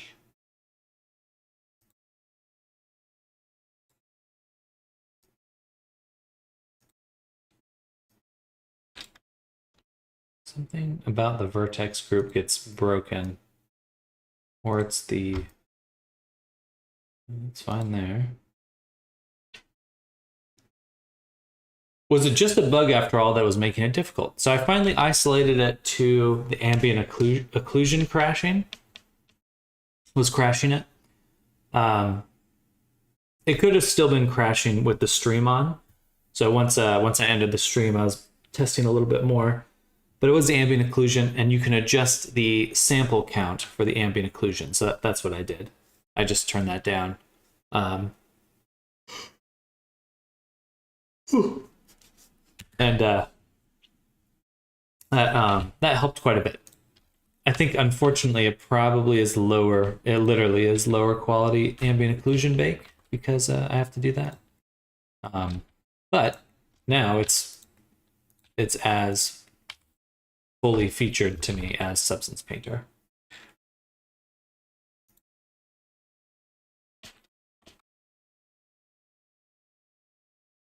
So I'll probably delete these because we'll extract the geometry that we actually use.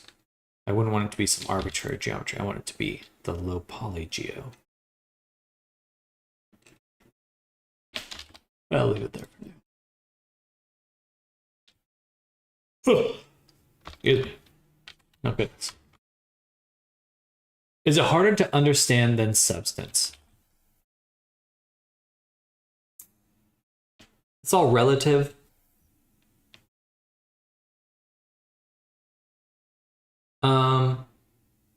It's about the same. I'd say it's about the same. They do make it a little bit clearer that you're working on multiple channels. I do find it a little bit easier to like when I look at it going, okay, I have all these different channels that I'm messing around with. Substance kind of hides a lot of that. You have to like jump in. I have to jump ship soon as well. Will save me some sweet $20 per month. Well, good. Well, I'll be trying to do a bunch of tutorials for it because it's worth it. I've done one so far. And I just need to do another one. I'm going to do another one soon on the baking. I still was not able to get the CPU baking working. And that consistently did not give me all the maps, which was interesting. Because I think it should have been working. But the GPU baking did work just fine.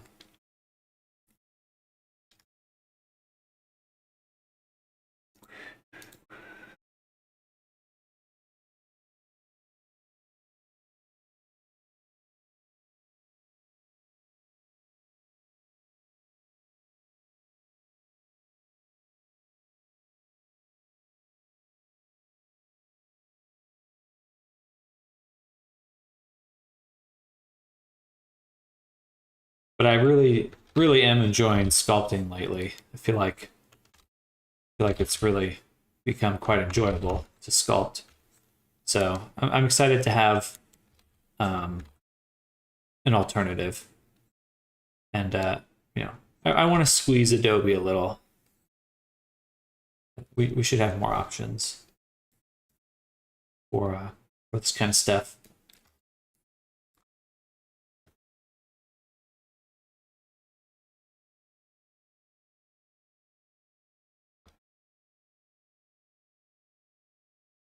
It is amazing to me that, as far as I can tell, Instamat really is the only alternative that I think in my opinion, is as fully featured. I think some people will disagree with that. Some people really like Quixel or some of the other options, but I do think Instamat, in my opinion, feels a little bit easier to use. I'm gonna do Instamat tutorials. I've already done one for kind of how to make anchor mats or anchor points in Instamat.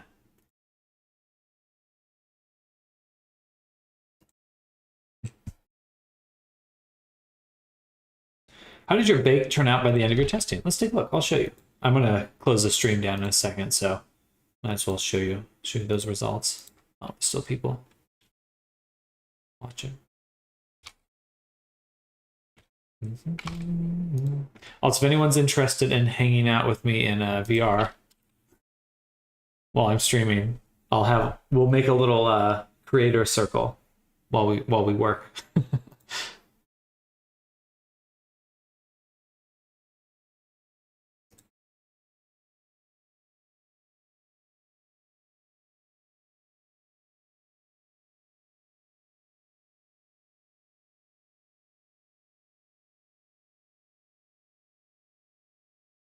So without my in terms of a personal avatar, not really, but I'm gonna spend the afternoon making a like a stage, graduation stage. But yeah, the bake came out pretty well. I think very, very comparable to Substance Painter. This is all the bake here that we're looking at.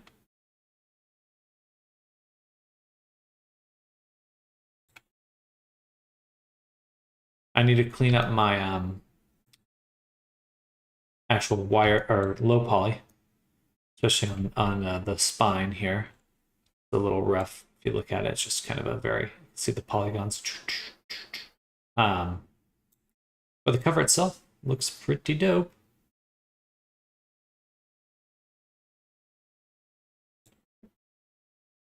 And then I started adding, yeah, I was trying to do the X normal baking for a while, and that was okay. And then I realized I was just like, I have to give Instamat a shot because I want the mesh IDs, because that allows me to really separate these segments quite quickly. And so now we can go in and change the color. Right now they're overly saturated, but we could start going in and changing them and stuff like that. Can you still split it into different pieces like you can in Substance? With the mesh ID like that? Yes. Yeah, so that if I go in and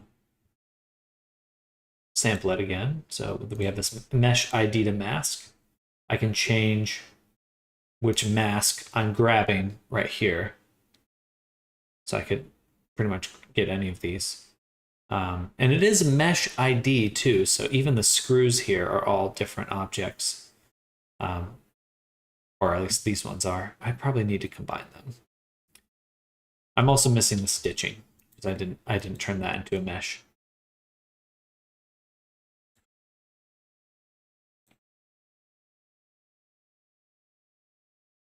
It looks pretty good, and then I could go in and put stuff on top of it, like let's see, a multi-channel up top. Up top. Right here, please. Thank you. Okay, there we go. There we go. And we can add in a mesh mask builder. And use things like curvature. Start layering in details and stuff. It always defaults to blue, which I find kind of interesting. We'll go here, saturation. I'm gonna turn off the actually, I'll just put this above everything for right now. I turn off the leather. We can see this a little bit nicer. Yeah, you got tons of options in here. Tons of options. And this is what I'll be using to kind of pull out a lot of detail here.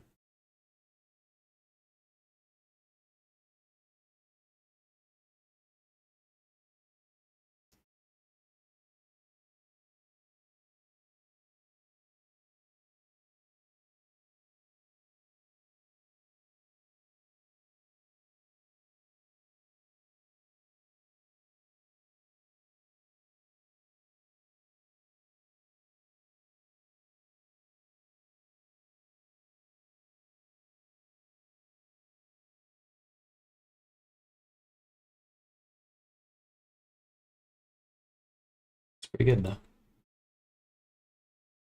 I could really just get in and start painting because it's always so much fun.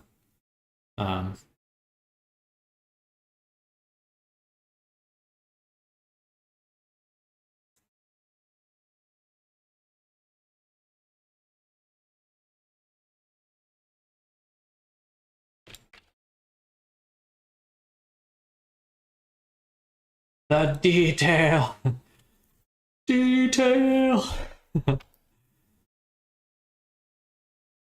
I think so. I think so.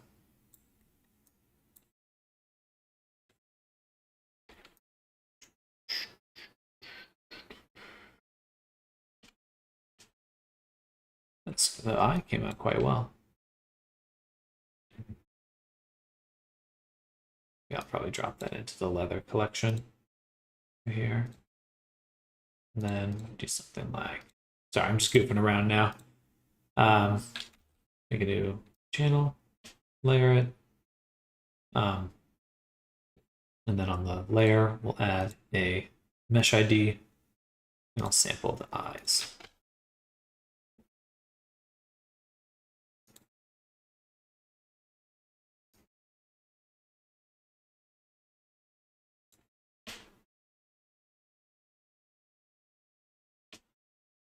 Hey, min-max the poly count versus normal map details. I love working with geometry. There's so much more you can get out of it.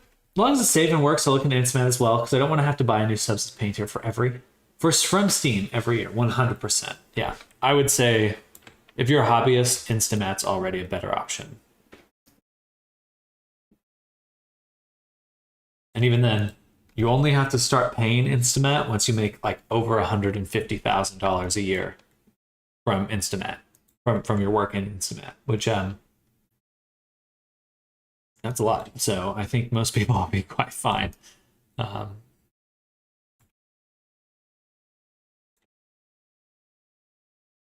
Cool. Like a little wet eyeball.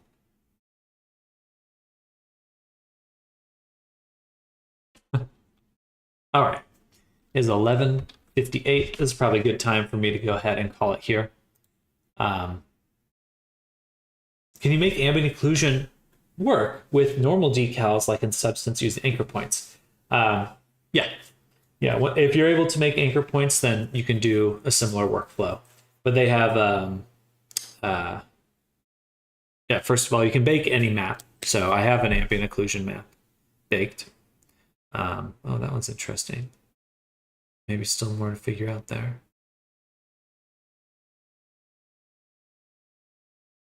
Huh. My normals are, is it just my, wait a second. Maybe still a little bit more to figure out when it comes to baking. Damn it, Bobby. Interesting. I definitely have an ambient occlusion map. Let's if I go to, let's turn these off really quick. Add a multi-channel. Builder. Maybe occlusion. Oh, it did bake it. Okay. Interesting. But it just looks empty here. Okay, so yeah, it's definitely working. I was like, man, I swear it worked. And it is working. I don't know why this. It must be like a HDR map or something. What does the geometry look like? It looks like. How can I show you? Do unlit wireframe overlay. So pretty simple. Nothing too crazy here.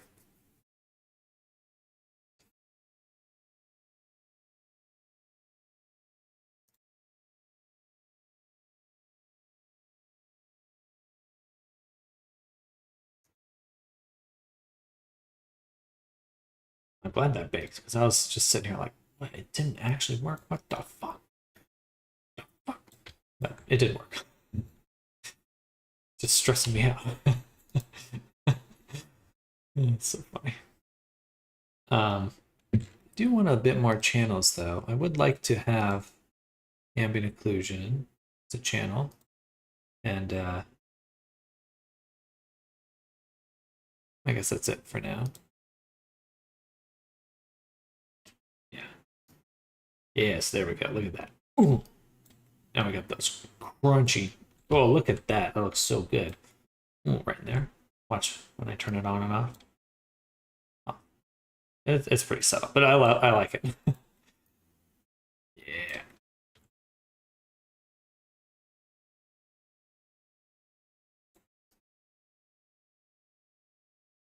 All right, I gotta go. Sorry to ask, but are you applying high poly, low poly for the baking? Yes, so this is the low poly here that we're looking at right now. Because I like incentives to have normal decals and height decals interact with AO using micro textures and anchor points. Great color.